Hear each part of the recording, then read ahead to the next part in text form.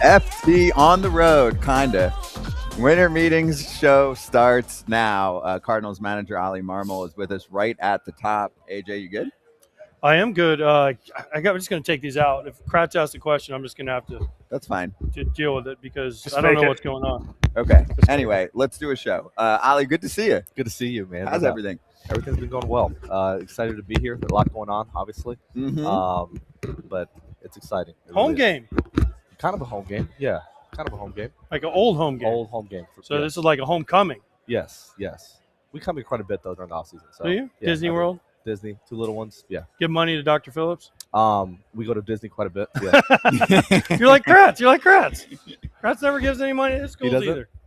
It's not true. But you keep peddling that. What college did you give money to your college, AJ? I did. The one you went to? Yes. The one you went to class? Yes, the one Valencia. It's called Valencia. Did you go? No. I took 2 classes there during the strike year when we had no instructional league. Okay. So yeah, I took 2 solid classes. I took 1 class there. See? See, we got another thing in common. There you go.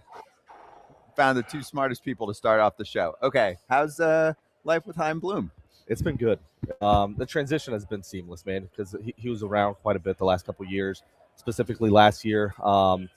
Having Mo and him, it was as smooth as I could have ever anticipated. The way they handled everything from just Mo really focused on the big league team. Chaim was kind of implementing a lot of different systems and a process down to the minor leagues and hiring down there in order to set us up for success. So as we got past the trade deadline, a lot more communication and meeting with him a lot more often. The offseason has been great, man. I love the way he thinks. He cares about people, loves the game. So that part of it's been really, really good. Yeah. Should it be seamless? Like, I mean, you when you have a new guy come in, do you kind of like, hey, how's he gonna mix this up because it hasn't gone the way we wanted it the last 2 years? Or is it like, I'd rather have it seamless and then we figure it out? No, I mean, when I say seamless, all those conversations have been taking place for months now, even spring training this past year. So there's no surprises as far as how he thinks and what he's looking to implement. And he's done exactly what he said he was going to do. So from that standpoint, that's what I mean by seamless. Is there's been no surprises in how he communicates and what we're trying to accomplish. Yeah. Is there anything different he's brought to the table already? Meaning terminology, things he looks for. Yeah. Mo was there forever. I played when Mo was there, right? So is he changing terminology? Is he changing what they look for? Is he changing how you guys go about the off season? A combination of all those things, right? He definitely wants to do things a little bit different and change things up from the way we've done it in the past. There's obviously a lot of history and things that have been sustainable here that we'll keep, but there is an element to changing how we look at player acquisition in the draft and how we look at even development in minor leagues. A lot more horsepower and resources be important to that, how we develop guys at the big league level, adding staff members that could aid in that as well. So that's been a positive. And he communicates well with me, but he does a really nice job of communicating with our staff as well so that everybody's on the same page and understand that there's one common language and here's what we're headed towards. Yeah. I worked with Chaim or worked for Chaim for like 2 months when I was with the Red Sox. Okay. And he was a Red Sox. He does an incredible job of communicating well with everybody, but he also hears your input. What's the one thing that you can tell us that you're like, hey, I really need more of this since he's come on board? Like, hey, I enjoyed this from Mo, but we lacked some of this that I would like a little bit more of as manager of the big league team that I want to win. Yeah. The thing that comes to mind is when you look at some of the resources that have been poured into the minor leagues, that was a big part of it, is not being spread too thin down there and guys trying to do several different jobs. So I think the process that has been put in place, the hiring process and the people that have been brought on, man, is already seeing the benefit of that, and we're going to continue to being able to add a couple guys at the big league level as well. So I think that more than anything is just being able to have more manpower behind what we're trying to do. All right, before we go on, your answer should have been to that. What? Money to get players. That should have been your answer. Like Chaim has he gave it all to give us Phillips. money to get players. What's wrong with you? What do you mean? money gets good players. I hear you. Yes. But, I mean, I'm just saying, that's my opinion. He likes to keep things very simple. Things that you can say, That's why you have that seat. That's perfect. It's the best role in the world where you're just like, money for players? Can we spend money? Yes. Okay, great. Well, okay, let's get into it. It ain't my money. Of course it's not Himes either. either. Budweiser. So That's it's true. Not Himes either. That is true. All right, let's get to some specific players. Yeah. I want to start with Sonny Gray, who obviously is not with the team now. But your thoughts on that move. And you're always looking for some storyline at the winter meetings. The sexy storyline to start things off is, did he want to be a Yankee and his agents are playing and all that? I mean, you just spent a lot of time with Sonny. So what are your thoughts? I love Sonny. I love the way he competes, the way he prepares. It's next level. And guys feed off of that, man. Even when he came in for spring training, the way he goes about his bullpens and just the days in between, you want your young guys to notice a lot of that and try to mimic it. Hate seeing him go, but when you look at, Heim was pretty clear on what the objectives are and what we're trying to do. Like he said, we're not going to concede anything for this upcoming year. We're going to compete and keep the standard high, but at the same time, set ourselves up for success in the futures where we show up and you're going to win. And having that type of club that's extremely competitive, and that's part of the Sonny trade. And there's going to be more down the road here shortly. So, wait, what? It's wait, what? So it's unfortunate to see those type of guys go, but at the same time, you're setting yourself up for success, and everybody's on the same page as to what that needs to look like. You snuck that in. I got you. I heard that.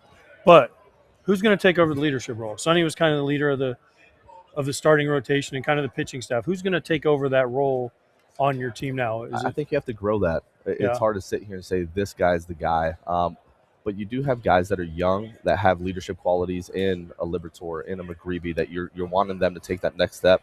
Doesn't mean they have to be the guy, because usually it's a guy that's been in the league, that has ups and downs at the big leagues already, that can speak to that. But these guys can take that next step together and collectively grow into that type of role. So I look forward to that. Yeah.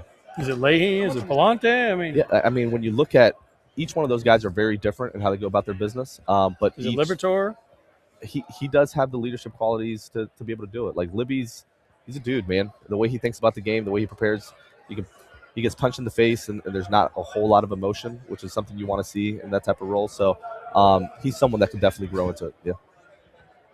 Had Sonny accepted the trade before last season, how much different would this past season have been for you guys in the sense of like scrambling during spring training to try to find somebody? Is it better that it happened now and then you have a whole off season to figure it out? Because if he had accepted the trade from last year, how different would it have been for you guys throughout this season that you had? You still had Michaelis. Yeah, we did. We still had guys that can take the ball, and thankfully all of our starters took the ball every time out. But it did give an opportunity for like a Liberatore to be in the rotation this year, and it gives us an opportunity to see what a Kyle Leahy comes into spring training built up and give him an opportunity to start as well. So you have enough time, and Heim's been clear he'd like to add another one before we get the spring training. So that'll be interesting to see kind of how that pans out as well. Since your whole coaching staff, well, not all of them, but most of your coaching staff is ex-Cardinals greats, can we fire Descalso and hire me as the bench coach? No chance. What do you mean no chance? No, every day, right? Like, I'm a better golfer, though. Every day. Every day. Can you imagine my life? You're a saint. Thank you. You're a saint. No chance. What about Contreras? Yeah. I mean, that's kind of the next big name, right? That has a no trade. And Nolan. So it's kind of Wilson and Nolan are the next two that have no trades. And Wilson's been clear about he loves being here in St. Louis, and he loves the group and being a part of building this group up to get to where we want to get to. But at the same time, it's going to have to make sense more so for not only him but his family. And he's the type of guy you can have these type of conversations with. He's very upfront. He loves where he's at. He loves the situation in St. Louis. He feels at home. But at the same time, if it makes sense, then it's a conversation. So we'll see kind of where that leads. But the other one with Nolan, we got a couple months. We'll see kind of how this all plays out. This might be super idiot question. Any chance Contreras can still catch? Did he put a mid on his hand at all last year? As far as like Cardinals trade value, it's tougher to trade just a first baseman who hits above average, but a catcher would be way different. He has a passion for it. And if needed, I wouldn't put it past him to be able to go back there and still do it. He took the first a lot better than I anticipated. Like, I thought he would be good over there. Like, he did a really nice job, man. Footwork around the bag was good, and his dedication to it was awesome. So I think there's some versatility there. That's what I was going to ask about. Like, how was that progression for him? I'm going on eye test, and then I lock in on the numbers board in the last week or so where you see news about him, and I'm like, oh, wow, he rated really well. He really did. On D. Yes, and he was passionate. He wanted to be a good first baseman, and this is a guy that you'd think, oh, he just wants to bang. Like, he took pride in his defense, and he did a really nice job. Footwork around the bag was good. Guys, they trusted him over there. I trusted him over there. So it got to the point when you get in spring training, you're kind of like, all right. And you see the type of plays he's making, and it'll get out there every day. We don't have to like strictly DH him, so it was a positive for sure. What will it take? And I know you don't have all the answers to this question, for you guys to compete with the Milwaukee, with the Cubs, right? Because for the years and years and years, it was always the Cardinals division, right? And then the last few years, obviously, Milwaukee's taken off. The Cubs have made the playoffs. What will it take for you guys to get back to the Cardinal way, which for me was always, man, they win and they compete every year. That's when you talk about the Sonny Gray move, and it's setting ourselves up for success down the road, and that doesn't mean a ways away. Like, that can be pretty soon. But it's a combination of some of these young guys taking the next step in their career and being able to do what we think they're capable of doing and doing what they know they're capable of doing, but also strengthening the pitching side and getting some guys that can miss some bats and compete in that kind of top of the rotation type of guys. So that's something that we've lacked. We've lacked depth, and at the moment we do have some young guys that are coming through that we're pretty excited about. How surprised were you? Oh wait, sorry. Go ahead, Kratz. Oh no, how surprised were you with how Helsley did when he went to New York? And if what did you see? What did you see from him? Did you see anything in his mannerisms? Did you see anything in his pitch usage? I know you're managing your own team, but I'm sure you kept, Yeah, you do keep track because you want to see how these guys do once they leave.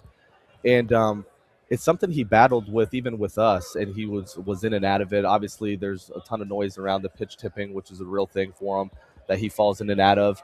And at times there's several things that he does that can give it away that he's well aware of. But in the heat of the moment, game speeds up on you and you fall into it. So there's some things there, man. But this is a real competitor. I enjoyed having Helsley, man. We went through times where it was just keeping him healthy, and there was times where, man, he wanted the ball all the time, like last year. So I enjoyed having him. I think he'll bounce back and be just fine. Yeah. When you say pitch tipping, did you guys know he was doing that? And did you guys work with him on that? And then so it was a constant, because once a tipper, always a tipper. Right? So I don't know what it was. I'm not going to get into all that. But you guys identified that in the Cardinals and worked with them. It's documented too, though. I mean, there's articles about it, right? It was pre-pitch delivery for fastball and slider where it's like a little bit of a bend and you can tell. So there's a combination of things there, and we'd have to get too into the nitty-gritty. But he would fall into it, and then the correction for it would kind of lead to a different type of tipping, right? So there was this back and forth of just trying to mask it so that he didn't fall into it. But it's time to do the Ryan Dempster where he just did all the crazy stuff. It is hard, man. Like, creature of habit, and sometimes you fall. It's especially in the heat of the moment, man. You're 15 pitches into an outing, and you're just trying to, and you fall back into it, and the next thing you know, it snowballs on you. So it's not the easiest thing. He's definitely aware of it, and I think he'll be fine. So yeah, because when the pressure ramps up, your weaknesses come out big time, right? Like the more, this, Kratz, the more pressure there is, the more your weaknesses appear. Whether it's tipping, whether it's hitting, whatever it is, that's when you're like, oh, everything gets exposed. And so that's why with pitchers, it's so hard for them to stop doing it. All right, before we let you go, since you're a hometown guy like me, what's your favorite restaurant in Orlando? Dude, I haven't been here when you were living here. That was back in 2004. So okay, what was your favorite restaurant? You can't say like Subway. I got nothing. You got nothing. No, not Christine's. here. How about just favorite thing to do? Like, were you a parks guy? Did you go, what did you do down here? I was in high school. So it's you haven't lived here since high school? I haven't been, no. You haven't been here since high school? Since high school. Because then I went to Charleston. Did you because when I was a DP, we had skip day and we all went to Universal. For sure. Like I could see the roller coaster from my math class. Yeah. Okay. But I haven't lived here since high school. We were in Jupiter for 12 years. Rich, man. People change, Kratz. Yeah. They get a little money, they move from Orlando to Jupiter. You're such an idiot. It's incredible. Wait, I have one more. Sorry, on the way out. You're good. Because I didn't get to this. Brendan Nelson's name's in trade talks, whatever. I'm not going to ask you about that part. Sure. I just want to know.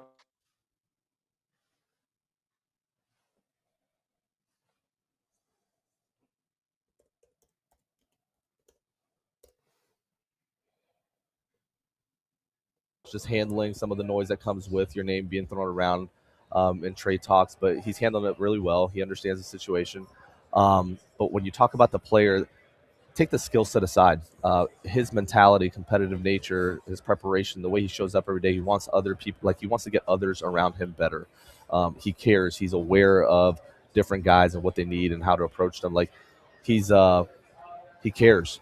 And I absolutely when I say I love this dude, I absolutely love this dude. You add the skill set and the versatility, being able to play different positions, his contact rate. I mean, it's just he's a well-rounded player, man. He's really, really good, and he adds a ton of value in a clubhouse.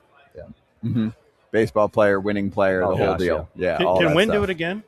Can he have the year defensively? Yes. Dude, he had one of the greatest years of all time. This dude, when I say he's an absolute savage when it comes to wanting to be that guy every year, he cares, and he wants several of those gold gloves.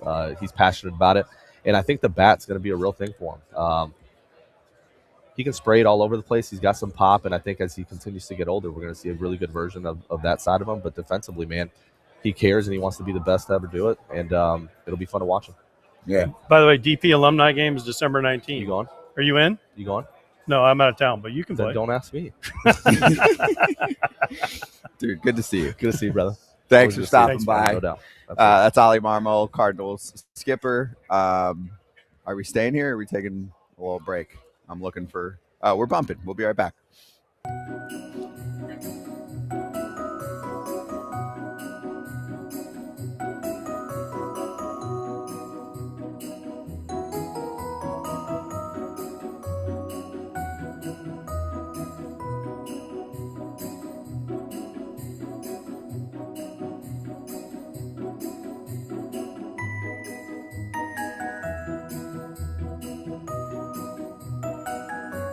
I think the Verlander situation is far more of a Jim Crane and Justin Verlander direct discussion than anything the baseball ops team will do.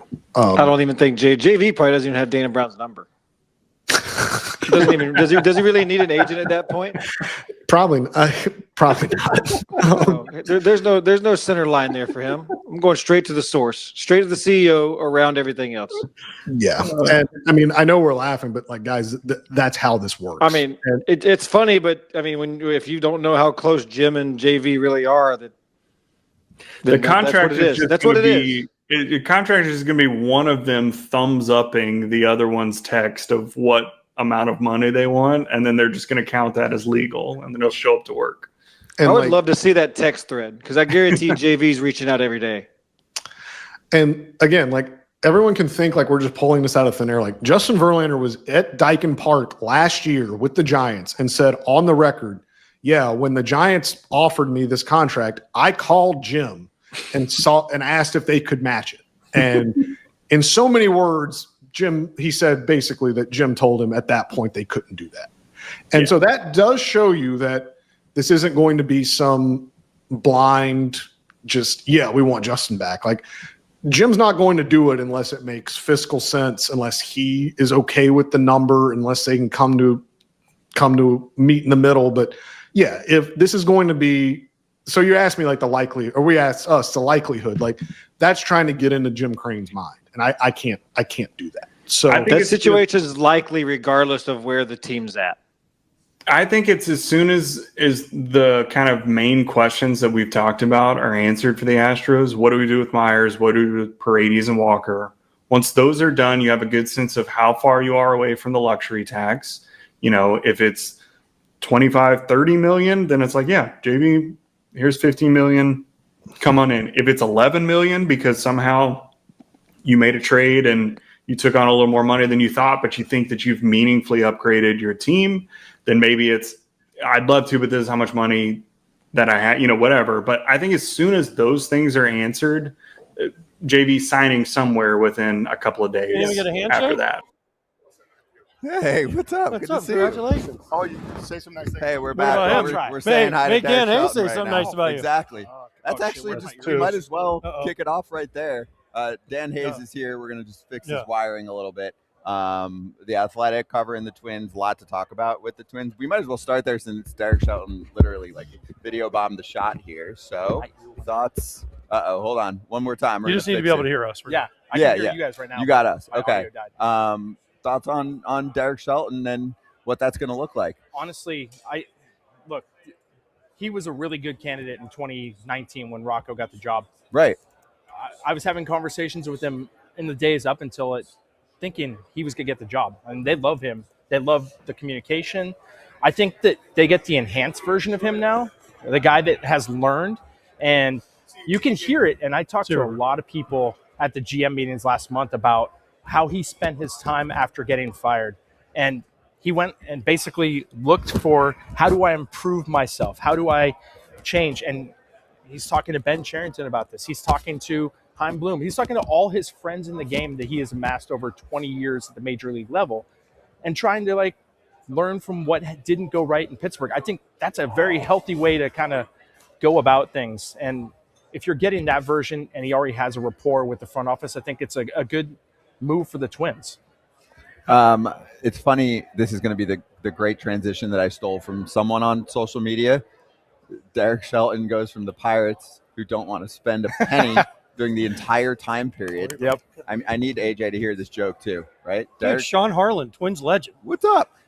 Derek Shelton goes from the Pirates for years. They don't spend a literal dime. Yep. Gets hired by the Twins. Now we're talking about if the Twins are going to get rid of his stars, while the Pirates just threw an offer out to Kyle Schwarber. So lucky Derek. But that's my transition to get us to what do you think is going to happen with the Twins over the offseason, because it sounded like they were going to trade one or two of the three, right? Pablo Lopez, Joe Ryan, and maybe Byron Buxton. Yeah. And then Ken Rosenthal, your colleague's report the other day, made it seem like they're not going to trade any of them. Right. So I think that they've been saying that, but didn't have clarity on what they want to do. Derek Falvey at the GM meetings said he wanted to build around Pablo Lopez, Joe Ryan, and Byron Buxton.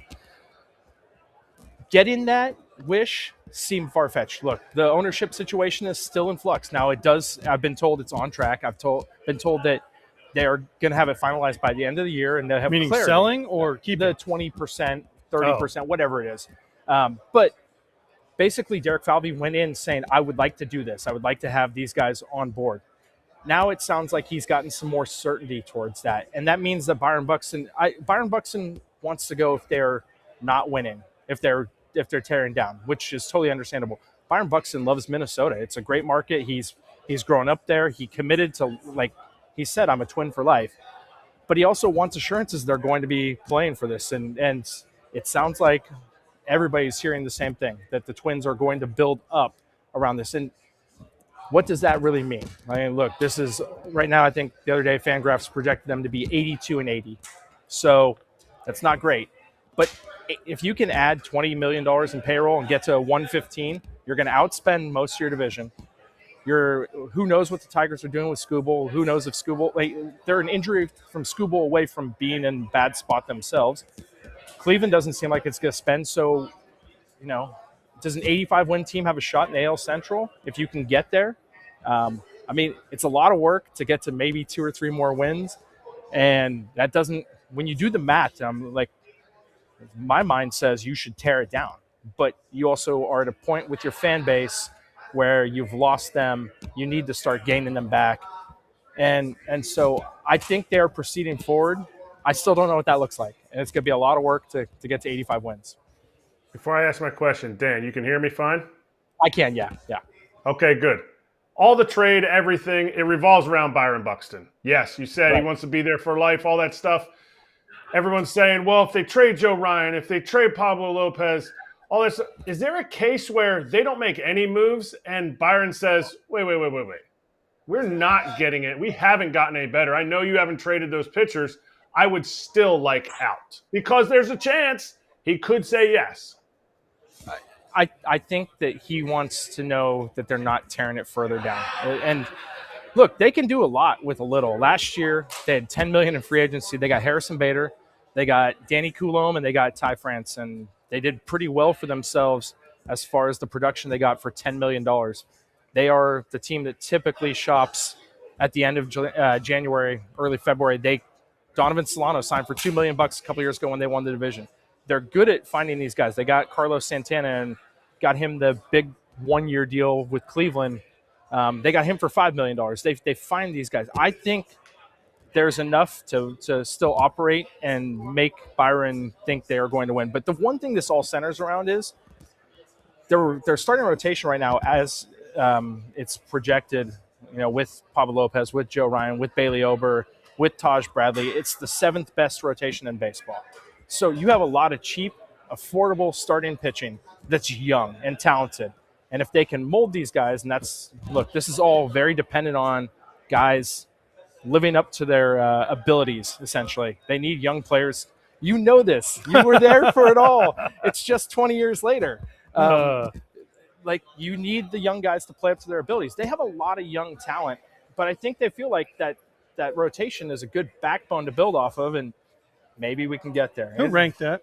I think it's Fangraphs. Okay, because I never heard anyone say that they're the 7th best rotation. Yeah, it's the projections came out the other day, and Fangraphs had them at 82 and 80. I mean, wow, even without doing anything. Without doing anything. That's no. Obviously, there's other moves that need to be made. And it could mean maybe a 75 but win why team. keep? What did they have Matt last year, by the way? Right.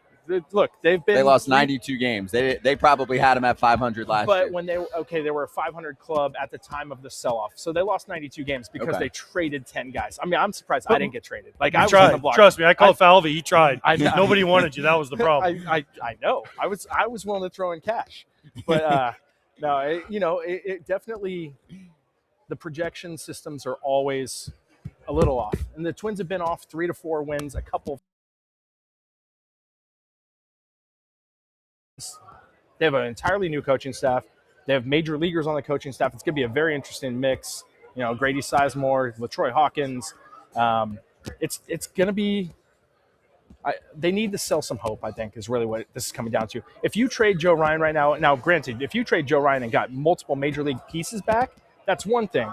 If you made the Matt Williams trade and got Jeff Kent and Jose Vizcaíno back, that's a 1 in a million. But can they compete with what they have? I know 82 and 80, but can they really compete with what they have? The AL Central, yeah. So basically, the reason they're not tearing it down is because of the division they're in. Right. And they believe that if with a couple pieces added, they can win this division. It's like but then my next question is somebody that I do like the Twins. I like the organization. There's still a million people that I know from when I was there 25 years ago. Right. But my question is that enough? No. Competing and then getting in, right? Because let's say it doesn't go right, and then it gets to July again, and they trade 10 more guys. Like the fans there, as you know, are already on kind of edge. Oh, they are. That's exactly what's going to happen, though, by the way. If it doesn't go right, they'll do it again. I think that's a plan. Like, you sell the idea that you can't just get out right now. Your ticket base is already very low as it is. If you tell them right now you're trading Joe Ryan and Pablo Lopez, and especially Byron Buxton, especially when Byron Buxton Twin for life, you're going to decimate that fan base. So you go in, you take a shot at it because the Central is winnable. And if you're in a good spot, they have a really good farm system. They're loaded with outfielders, with young outfielders at AAA and AA. Like, there's talent to move around if you're in a position to win. But I just don't know how you could just crush the fans again before the season even starts. So knowing that you can win the division, like, I guess that's motivation. I mean, look, 2 years ago, fans were so high off of beating Toronto and winning the first playoff game since 2004 series since you guys beat the A's. Yeah. Like, and since then we ended Moneyball, call it properly. Yes, I have quoted you on that. But you think about it, and it's doable, but it's just a lot of work, and a lot of things have to go right. And so you realize how risky it is. I just don't know. I don't know. I mean, I love Shelton. I've known Shelton forever. Yeah. Since way back. What do you want them to? When you say I don't know, like, they're not going to suddenly that be likes like the Twins. $200 million payroll. Yes, I would, because the fans it's not deserve happening. that at some point. The Q score in Minnesota for the Twins is about as low as it's ever been right now. Yeah, because of everything he just talked about. Yeah. But I would love for them. I mean, I know they got Correa. They and it didn't work drugged the out. fans. He told the fans he was selling, and they were like, "Thank God, it's been decades of this." And then he said, "Just kidding. I'm actually the right guy." I'm just the kidding. job." That's the worst thing you could do to a fan base. Actually, didn't it go? We're selling, but we want Joe to still have a job. And then no. Okay, Joe wanted to oversee the transition. I think there was a little bit of a message mixed up. I think he we wanted were to freaking out about. Yeah, we're that. like, wait a minute, of course, you can't jump in and stay on. We're talking about Joe But Paul, of course, the owner now of the they're Twins. selling a portion of the team, and he is staying on. So, like, he is going to get to be the control guy. This is a sweet deal for how long? ownership. Right. I think Didn't they just sell down their debt though? Really? Yes, and I think this is something to make the team more attractive in 2 years. Look, you're looking at it right now. They had $500 million of debt, or 430, but we're talking about like interest on that was somewhere around $40 to $50 million a year. People are wondering where the debt comes from. 2 or 3 years ago, they were looking at, or going into 2020, they were looking at 2.3 million tickets sold. They'd sold that the year before. The pandemic happens. They just brought in Josh Donaldson. No fans, think about all that lost revenue. The Washington Nationals had the same exact thing happen to them. They had won the World Series. They were looking for a big business year. The Twins somehow kept all their employees. They didn't furlough anybody. They cost themselves a ton of money that way. 2021 was terrible. They drew 1.3 million fans. 2022 was 1.8. They get Correa. Doesn't resonate with the fans. Wait, I need to fast forward this, because then in 2023, it's magical. They still win a playoff series. Yeah. And then what do? Rug the fans. I know. Right? The amount that they cut. saved by cutting some budget in that narrative could have been reversed. It was ticket sales and potentially success on the field. That's the part where someone like Joe Pollard has no feel for how to run an operation. I'm telling you, it's a no-brainer kind of thing. I mean, that messaging, the timing of it was so rough for them. And I think if they could do it again, look, they lost their TV deal that year. Like, they went from $60 million guaranteed, which was, in baseball terms, a horrible TV deal compared to all these other teams. They were the one that, I think, 1 or 2 as far as the worst in TV, and now they're on MLB TV, and there's no way they're making even $60 million. So they knew what was coming. They had to cut payroll at some point, and you're paying money to get Target Field every year. I think that it's $25 million is their rent there. Sure. You're paying interest on the debt. So before you've thrown a pitch, you're 50 or 65 million in the hole right there. But you can allegedly, and also you can ledge that up. You can make that up. I would love to if actually you see sell books tickets. of the whole organization. Yeah. I think there's a whole players association that would love to see those books yes. too. Hell yeah. But you look at it, and so you can understand maybe why they felt they needed to do that, but the timing of it was just terrible. It took, like you said, it pulled the rug out from under fans who were so excited, and it's just been 2 years of misery since. So last thing here, and just give me a thumbs up or down. Do any of the 3 that we started this conversation off with actually get traded? Or do you agree with what Ken's hearing, right? Which that can change. But do you think opening day, those 3, Ryan, Lopez, Buxton, are on the Twins? Because for our audience, national audience, they want to know if any of their teams can acquire those guys. So this is a big answer. Okay. The only way that they're not is if the Twins get a deal that improves them immediately, where you trade Joe Ryan and you get 2.5 major leaguers and another guy, something like that. They're not going to tear down. That's my belief. They're not going to tear down at this point. If they traded Joe Ryan, it would have to be to get healthier, which Joe Ryan is the type of player that could get you healthier because of the desire to a frontline starting pitcher like that. So I could see that, but I think that's the kind of the caveat. If they can't get better, they'll try to find free agent bargains. Maybe they trade, Bailey Ober. Maybe they trade Trevor Larnach, guys like that, and shift money around. But I truly think they probably won't get that deal for Joe and go forward with this group. Got it. Okay. Dan, good to see you. Appreciate Good seeing you guys. Yeah, that's Dan Hayes. You can follow all of his work, Twitter, and also including the great articles in The Athletic. The Twins are a hot number right now, maybe about to fizzle if their guys aren't available. Be right back.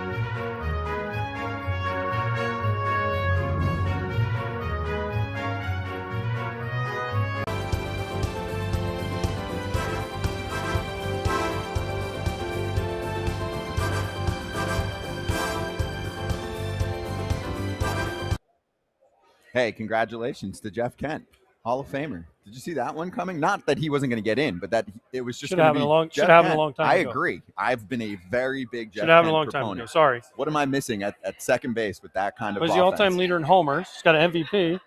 He got a World Series. Let's not forget. People forget he got a World Series with the Blue Jays. He was on. He was on one of those teams, wasn't he? Really? I thought he don't know. was. You might be right.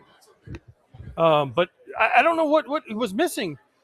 I don't know what else he needed to do other than get elected, and he was quick. Did he not win a World Series, Kratz? He's No. shaking his head. Yeah. Yes. Wait, he got a ring. He was on Toronto. He was on 92 team. 92. They won 92, 93. Wait. Oh, did he go? He went to the Mets. So did Yeah. they deal him away? But he got a ring for it. If Is you're it on one the of those team, you got a situations? ring. No, I know that, but I'm saying he wasn't on the team at the end of the No, year. but It still. doesn't matter. But yes. Anyway, point is, Kratz. I think we all agree Jeff Kent deserved to be on there. He wasn't getting as much attention during this exact run. I felt like there was a lot of Don Mattingly and Dale Murphy talk, and a lot of course, Bonds and Clemens talk. You know, who actually got the second most love was Carlos Delgado. As he should with 9 also. votes. That's another guy I that should agree. get some love. I agree. And Kratz, we didn't get into this a ton last week, but when you do match up Don Mattingly's numbers and Carlos Delgado, you're like, okay, Delgado needs to be in over him. Yes. Over Donnie, if we're looking at first base If you're numbers. going, but here's the thing: if we're going mass numbers, right? But for those 6 or 7 years, Don Mattingly was like unbelievable. Yeah. Yeah, accumulating numbers. I don't know. I don't understand. Obviously, there's a lot of people right now that are fans of baseball that never saw Jeff Kent play. I saw him play. I know AJ played against him. I never played against him. But let's put it this way. For him not to have gotten in by now, he must have really had to have pissed in somebody's cornflakes that I don't know about. Because, I mean, when you're talking numbers like 377 homers from the second base position, the fact that he was a OPS plus of 123, 23% better than everybody during his era, better than everybody during the steroid era. This dude banged. And for him not to have been in was a travesty, but it's taken care of. More second basemen, more catchers in the hall, please. Agreed. But here's my other thing. Listen, everyone's talking Mattingly and Dale Murphy, who I also believe both of those guys should be in. I don't know how certain guys got under 5 votes. Barry Bonds, under 5 votes, right? Well, Roger Clemens, hold under up, 5 hold up. votes. The people on this committee can vote for 3 people. That's it. Okay. So you're there's telling a me less than stance. 5 people. There's so there's a a stance by stance. who, though? By people in that room. Okay, that but they're by either gonna players or tell- by Well, there's more players in the room than anyone else, although there's also front office executives. So you Yeah, go down the line, okay. and there was a stance by a group of people that said, I'm going to vote for others instead. I'm not going to touch that category. That's okay. clearly Well, what happened. what category is that? That is the PED era category. Very clearly. Suspected. Okay. Yes. Suspected. Well, no, PED era. I'm just saying PED era Yes. players. And Here's the problem I have with this. Listen, I'm probably going to get killed for saying this, but I don't really care at this point. The players on this committee, okay? And I looked them up, and it was Juan Marichal, Robin Yount, Alan Trammell, Fergie Jenkins, who else? Tony Perez, Jim Cott. Most of these guys I know and respect the hell out of all these guys. But my problem is as a former player, and I played in the heart of this. Okay, I was in the beginning of my career was this, and then it got cleaned up. Right, I've said on the record, if you got tested positive after 2005, then you're out for me. Right, if you did it before, I don't know. But for these former players that were sitting in this room, and my question is, if you're looking at Barry Bonds, you're looking at Roger Clemens, and you're looking at Gary Sheffield, and you're looking at some of these guys that are alleged to take steroids, right? Then I'm going to ask all these players this question: did any of you guys take a greenie? That's a different category, though. Why? That's what they're going to tell you. Why? It's the same exact thing. Well, they took a guys. PED Yeah. that is now banned Cocaine. from Major League Baseball. So if you took one in your career, then you're the same as these guys. Did you Nope. just say cocaine? Yes. I mean, because the they argument is did going to be, oh, well, steroids was illegal. When it wasn't tested for, Weed was illegal. steroids were illegal. So we're just bringing up greenies. everything illegal. Greenies are illegal. Guys, I'm just not saying. on the same page here. Okay, I'm just saying, if you can look at it, trust me, you can ask players, and I was in the middle of this. A bigger thing than steroids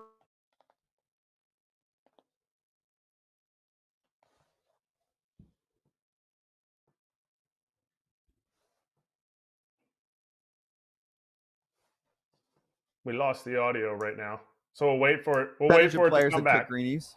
I think Repeat we're what? out. No. Repeat what you just said, AJ. You just came back right at the end. More people when I played, and I was in the middle of before and after. More players complained about greenies being taken away than they did steroids, because greenies on a day-to-day basis affected you more, and more guys could. That's how you got excited for the game. More guys took those than they did, and that's why Adderall became such a big thing.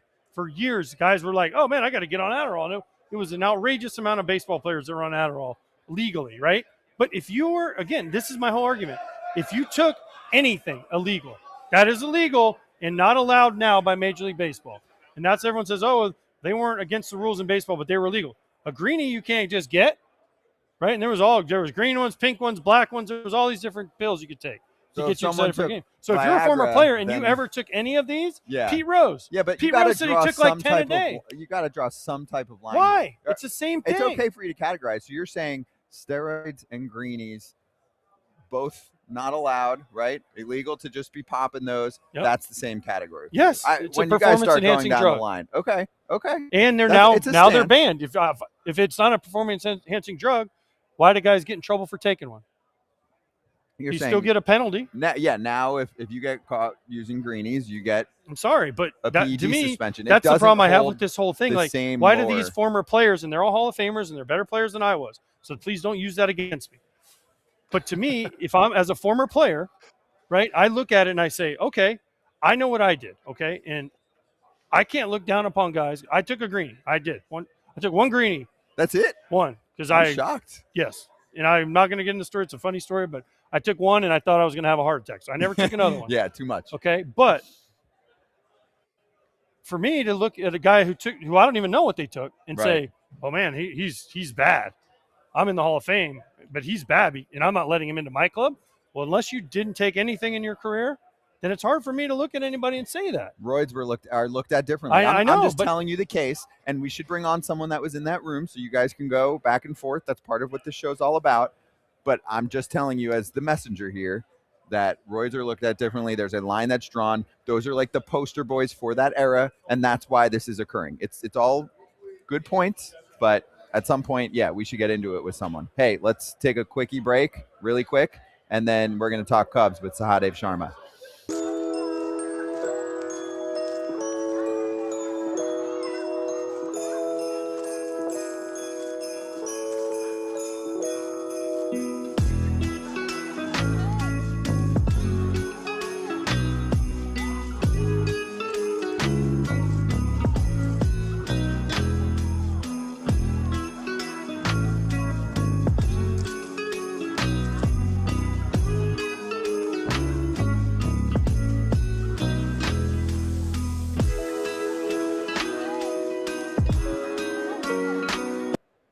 Hey, we're back. Sahadev Sharma is here, and you can check out all of his work in The Athletic covering the Cubs, and you can listen to him on Northside Territory all the time with Patrick Mooney. Good to see you. Nice to see you guys. Let's get right into biz.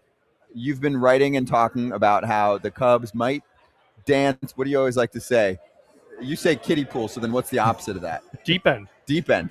Maybe be participating in the deep end this year for free agents and maybe signings as well. Can you elaborate on that? Yeah, I mean, they're interested in Alex Bregman. Right now, what's the market for Alex Bregman? It's kind of the same as it was last year, at least the finalists of last year, Boston, Detroit, and the Cubs.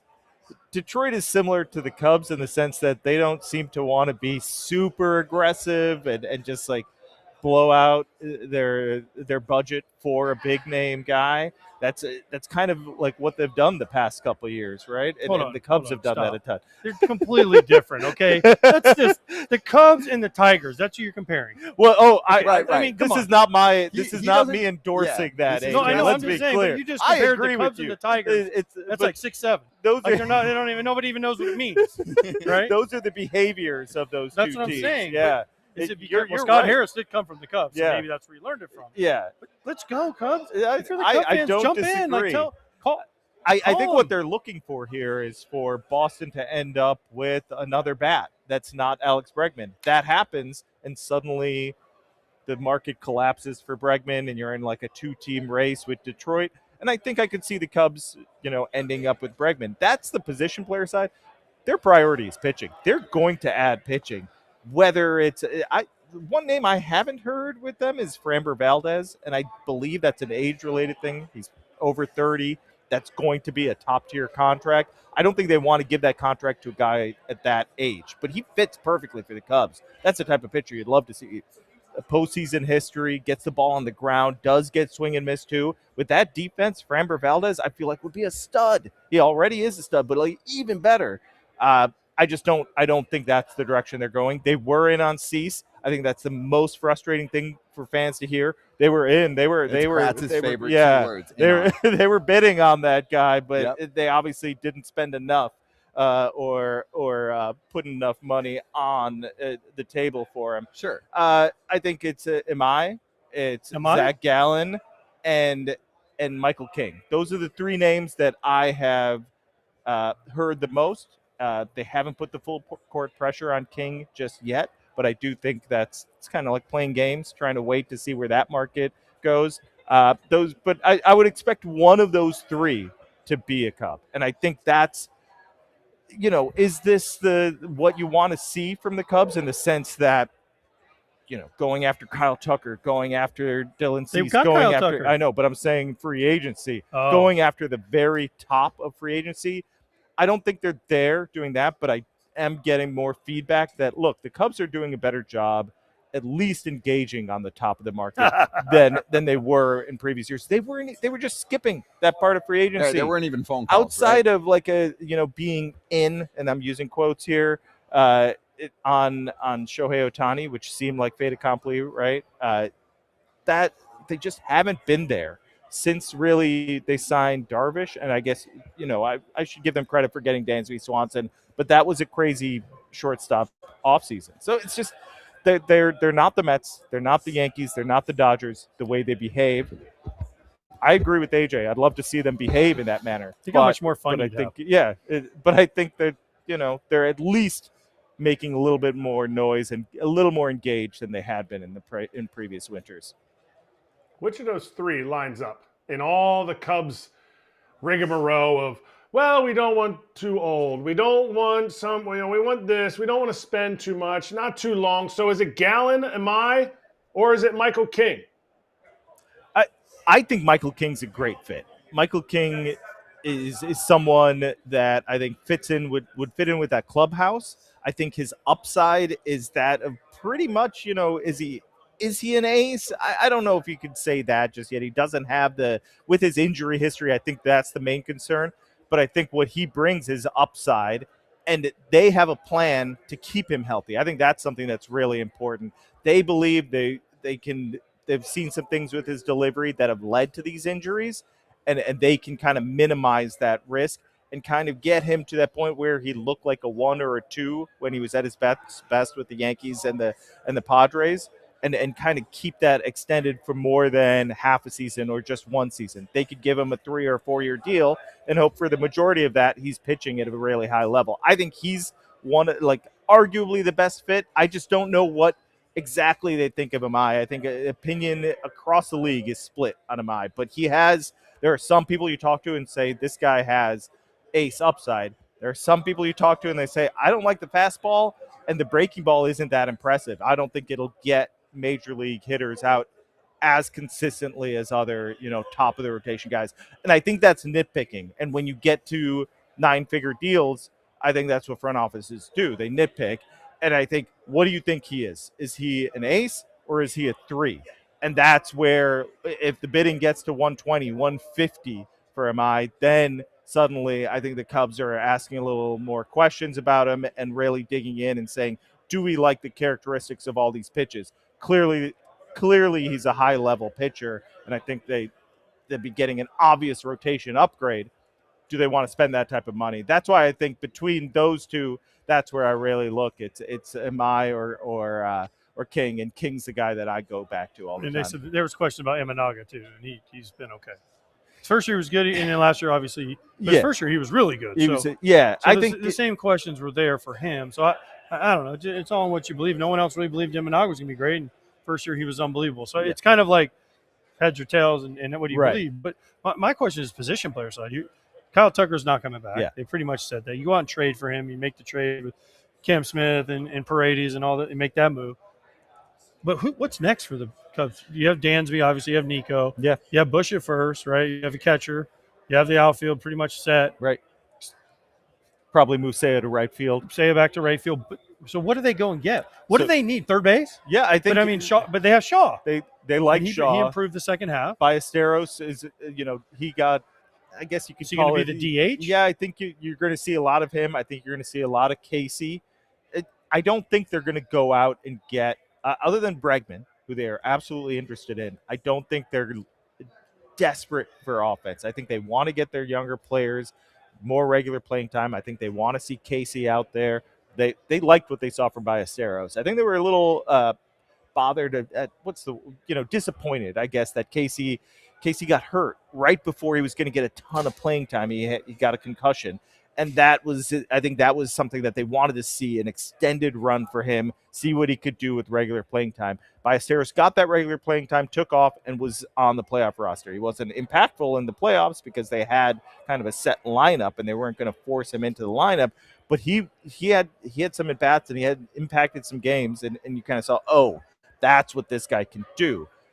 So trade some guys. Yeah, I don't love the idea. If you have all these prospects, trade them and go get what you need. Yeah, I think that's an option. I do think there are some trade candidates out there. There's a lot of pitching available via trade, and I think they will listen and explore that. Mackenzie Gore, Edward Cabrera, those are some names that I've heard that they were certainly in on them at the deadline, and I think they're going to revisit that. I think the trade rumors kind of slowed for a while. I heard that it's going to pick up this week. I think we're going to hear some rumors. I think we're going to hear some things, and I expect the Cubs to be involved in that. How aggressively, who they get, that's I think the question that I don't have an answer to yet. But they will. I'm almost sure they'll engage again on the trade market, and those are two names that I have heard. The Shota rumors that the Cubs actually didn't want him to accept the qualifying offer. Do you know, are they true or are they not true? I have a hard time believing it, but you're more of the Cubs than we do. I wouldn't say they didn't want him to accept it. I think they were preparing for a situation where he wouldn't accept it. And they had kind of wrapped their minds around that. Here's how we attack the offseason without Shota Imanaga. I think they have a great relationship. I do think there was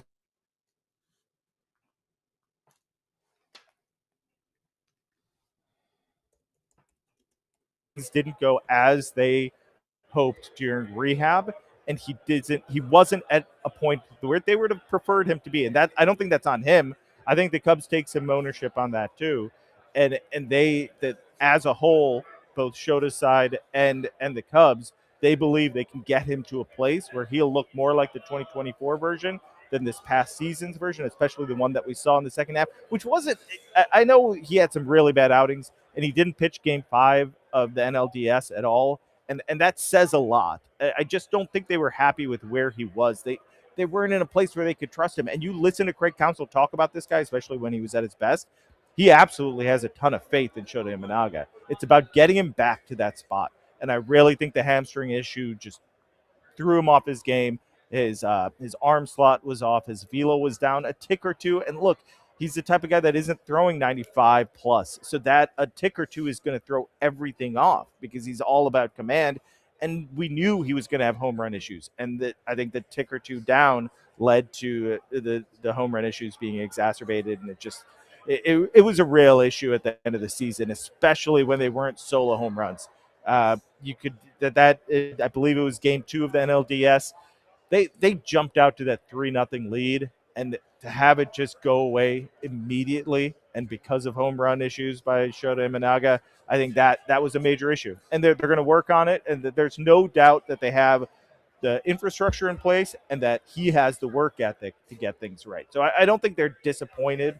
I think that it would be more that they weren't 100% sure that he'd accept it. They were preparing for a reality without him, and it kind of gotten to the point where they thought, here's what we can do. Here's how we can spend that money. And now he's back, and they're going to work with him, and I think it's a good relationship. So he could thrive once again with the Cubs. Explain to me this. We had Matthew Boyd on the other day, and he pitched on short rest. Yeah. How a team like the Cubs, listen, I know the righty, rookie of the year, Horton. Cade Horton got hurt. Yeah. So they were missing him. But how do the Cubs not have enough depth to not throw a guy on short rest? After they only played 3 games they played 3 games in the wild card, won them. And then they have to bring Matthew Boyd, but like they didn't have anyone else. I would think there had to be someone they could have. You could make the argument, and the way he pitched in the playoffs, Colin Ray, you could have absolutely made that argument. I think some people would have said, "Hey, add Javier Assad back to the roster, the playoff roster, and have him start that game." I think they considered those options and felt Matthew Boyd on short rest was the best option. But I think this goes to what their plan is this offseason. I think they agree with you that they did not have enough pitching. Cade Horton was awesome. I think he's on the I could talk about him for a while. I think he's on the precipice of being like one of the better pitchers in the game. Like AJ, I didn't cover you that. I think I was in the clubhouse with you like maybe for a season or two early on in my career, at the end of your career. But my assumption is if you worked with Cade Horton, you'd love him. Oh, dude, he gets the ball and throws it. Yeah, and he doesn't mess around. He's always his attitude, you got to slow him down. Is the type of he's a young guy, rookie, and I thought he carried himself like a veteran. So here's my question on Cade Horton. I did his debut. It was against the Mets. Yeah, he didn't start. No. Okay, which I still cannot figure out. And we asked Counsell this before the game. He didn't want him his first big league inning to face Soto, Lindor, and Alonso. Yeah. Okay, the first time he faced him, though, they came up with the bases loaded. Yeah. Right? So did they not know him well enough? Because after watching him, yeah, I mean, this dude is like. I think they wanted a softer landing. Yeah, but in New York, I agree. Why not? This is a guy that's used to. Yeah, he's used to it. May as well let him experience what he's always. I think they give up a run. Whoever started that game. Yeah, gave up the run in the first inning. I think he proved himself, and I think he showed who he is over the course of the season, and there's no doubt that they would have loved to have him in the playoffs, but I think they saw that they were short after Justin Steele got hurt, after Cade Horton got hurt. They said we don't want to end up in this situation. But if they have Horton, Steele, Imanaga, Boyd, Tyon, there's 5. Oh yeah. So who you adding? Yeah, or kicking out? No, well, I think that Steele isn't going to be ready till May. Okay. I think they could force him back, but I think they saw what happened with the Marlins and Sandy Alcantara. I think they rushed him back. I don't think they want to rush Steele back. And I also think they're kind of the mentality like we'll figure it out when Steele's back. Maybe someone gets sent down. Maybe someone gets pushed to the bullpen. Maybe they go with 6 for a while. I think they're just completely of the mindset of we don't want to end up where we were in the playoffs. They watched the postseason, the way pitching is used, the way it dominated the postseason at times, and they said, we're short on pitching. We're willing to take a step back in offense if that's what needs to happen. If we can't fill Kyle Tucker's role and the young guys don't step up and carry the offense again, they're willing to take a small step back on offense if it means they have pitching and pitching depth and can rely on that defense, which is elite, and carry them through the first round of the playoffs. I think they really want to add a lot of pitching, both bullpen and starting. But starting, you have to. I got one more for you. It's businessy, but it's the kind of question I like to ask on a show like this. Some of the fans in the chat were pointing out how Crane Kenny, who's the team president, was on some show recently explaining how the finances work and blaming Texas for not spending and whatever. Can you help explain any of that? Because that's new to me, and I'm seeing articles. Yeah, it's constant. And I think it's all of baseball thing. And I do think the Cubs, I don't have their books, so I can't see every bit of it. They think that they have a little bit more than any other team when it comes to the taxes and everything going around in the neighborhood and all that stuff. Look, it sounds like excuse making, and the amount of money that the Cubs make, I think it's really hard for fans to accept that. It's really hard for me to accept that. They're saying they're getting taxed. I mean, paraphrasing here, right? Yeah. But they're saying they're getting taxed more than other teams because of what? The state, yeah, what because of the city and the deal that they had to get the ballpark to where it is now, and all the all the renovations and everything, and the renovations that they own around the park. Well, so they This is all the, like, you know, how you can massage these things. That's not technically the Cubs. That's a separate company. It's owned by the same people. This is why baseball is going to have a problem. Yes. This conversation. Yeah. So that doesn't count when it like all that stuff around the ballpark. They own it, but it's a separate company. So that's not count. So that's not. They have books that are. Like, wait, but this is they don't have they're not the same thing. Okay. Yeah. To me, Sahadev, this is important. I'm not going to spend 10 minutes on this, but when people wonder, why won't players just take a salary cap to just split the money? The money you're talking about here is directly related to the team, but it's not. Yeah. So they don't actually split a pot. I'm just explaining why it'll get so complicated specifically with baseball. It's incredibly complicated. Here's one revenue number there. Let's split it. Owners already do this. They will spend every day of their life splitting off every single thing they can so they can tell players they're not making that much money when they own hotels, restaurants, all of these things that revolve completely around the Yankees just said they're losing money, right? Or not making as much as you'd think. Not that Whatever. profitable. Yeah. So, you know, they massage all these things. They change the way not that it sounds. Profitable either. Okay? Yeah. It sounds awful. Like, I know sometimes it sounds like a broken record, but it sounds awful. It sounds like owning a team really sucks. Yeah, I don't think fans want to hear that, sell. and I don't think they. Sell Yeah, them. I mean, They're losing I so don't much think money, they anybody should sell. buys that. That's the problem. It's like nobody wants to hear it, and nobody believes it. So the only way you're going to convince us is to open the books and have someone that really understands this stuff take a look at it, which they'll never do. Yeah. And so here's my point. Okay, people know where I stand, but they need to think about what they're saying publicly. When I say they, owner, president, like, you need to think about that, because every time that comes out, usually people are like, "Yeah, no, I'm sorry, I don't think your tax bill's too high on your They're just hotels." going to spend what they spend, and that, like, you just kind of have to accept it. So I agree with, like, whenever you guys are railing on the Cubs spending more, I agree. Patrick and I have written about it a lot, but sometimes I just have to force myself to look through the lens of, this is where the Cubs reality is. This is what Jed and Carter and the rest of the front office have to work with. So that's how I have to, like, look at it. But if fans want to complain, or people want to say, like, they should be spending more, I'm never going to argue with that, because I agree. They always should be spending more. Why shouldn't they spend like the Mets and the Dodgers? Just blow it out. Yeah, you just can't spend every article and every Northside Territory episode talking about it. Here's they can get some money. They could get rid of that stupid song after they win games. How's that? If they sold that thing, they could make all kinds of money. That's the only thing that will get Sahadev in trouble. Yeah, he didn't say it. I said it. The song. I know. I hate that stupid song. I know it was for a good cause. I know, but I mean, I can't hate it. You're allowed. You're good to see you. allowed. Thanks for stopping by. We'll see you after the show and all that. But also Northside Territory with Sahadev and with Patrick Mooney. Plenty of episodes for you. I mean, there's multiple per week. So if you want to hear more of this, you know where to go. Thanks again. Thanks, guys.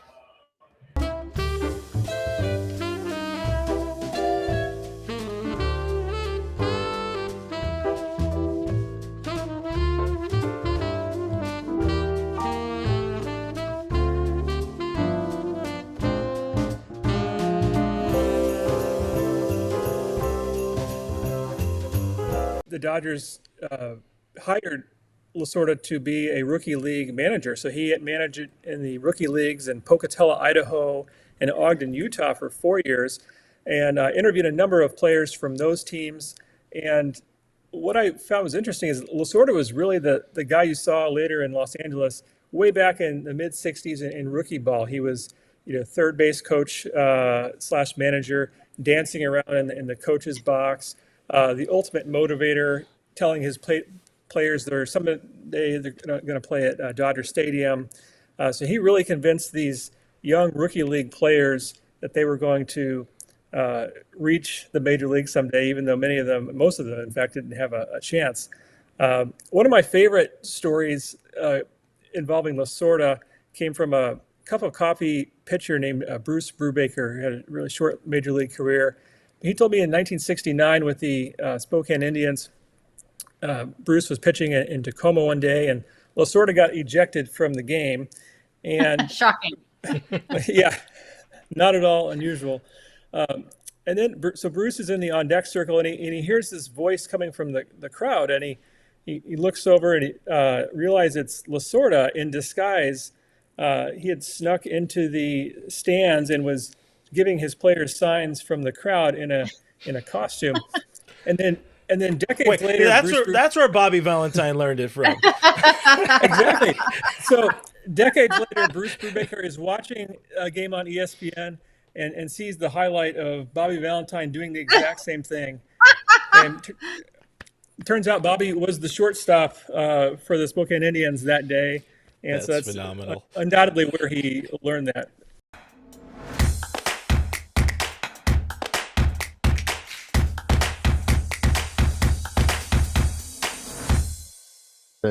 Front just throw it in and I'll office just hear. Unfiltered time, and we are live here at the Winter Meetings in Orlando. AJ in my backyard. Jim Bowden with us right now. JB, such a pleasure to see you in person. Yeah, Scott. AJ, great to be with you. Look at his shirt, by the way. Yeah. I told him, look at this. Yes. Dolce & Gabbana, by the way. Yeah. Foul territory. It's my second favorite to this shirt and that shirt. But yeah, my favorite, my hoodie is my foul territory hoodie, though. Yeah. And we see it for sure. I sport it once in a while. Yes, you do.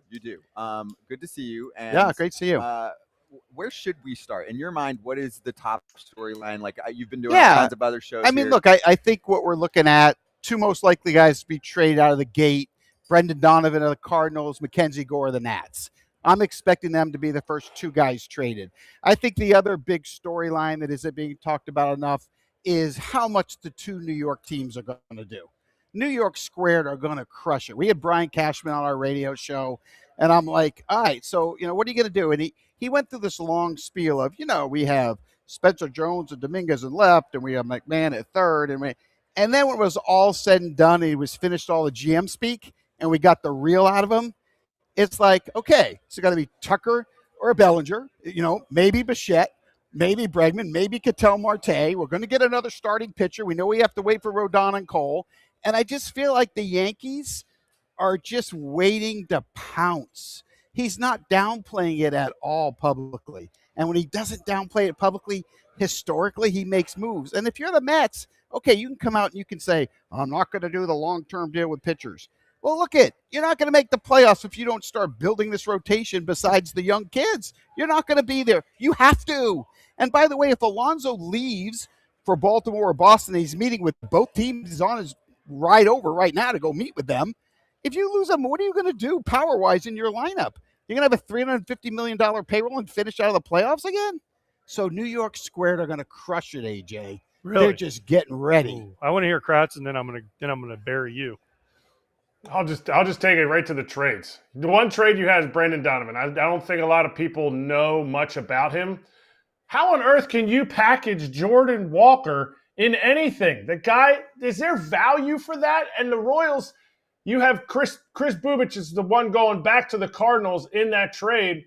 The Royals can't do this again, can they? They already got rid of Brady Singer last year, and that didn't work out well. And now they're like, oh, yeah, you know what? Jim said we should get rid of another starting pitcher for an outfielder who had almost a -2 WAR.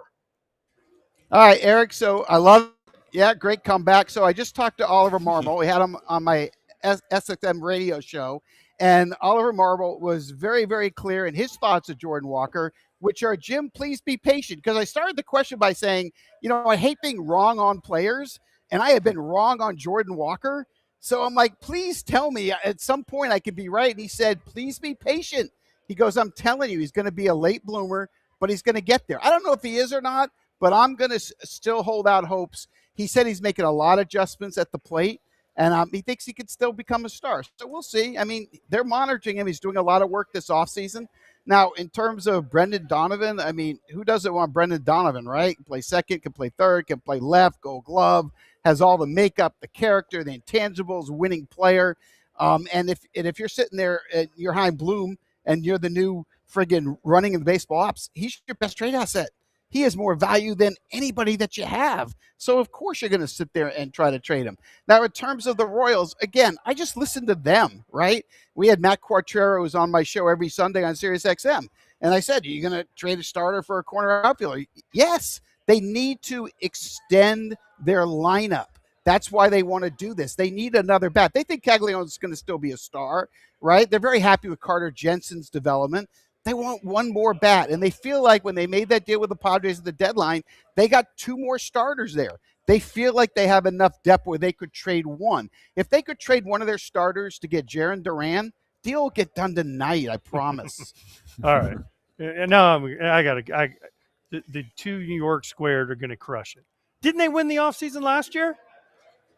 Juan Soto to the Mets. Yeah. Max Fried to the Yes. Yankees. Devin Williams to the Yankees. Yes. Didn't they win the offseason last year? It was fun. I loved it. And how'd it go? I just need more. How'd it go? Oh, in the standings? Yeah. Oh, I don't know. They weren't there at the end. Yeah. Exactly. The only team that's there at the end of the Dodgers who do a little bit better job of, but that's my thing. of Like, spending their money. it's And you didn't say that the Mets won the offseason last year. As much as you praise, hey, they got Soto. Soto is Soto. Right. This conversation started last year, even really the year before, when David Stern said, hey, I'm used to Milwaukee saying, you know what, too old, too many years for this ace, too risky. And how did that go?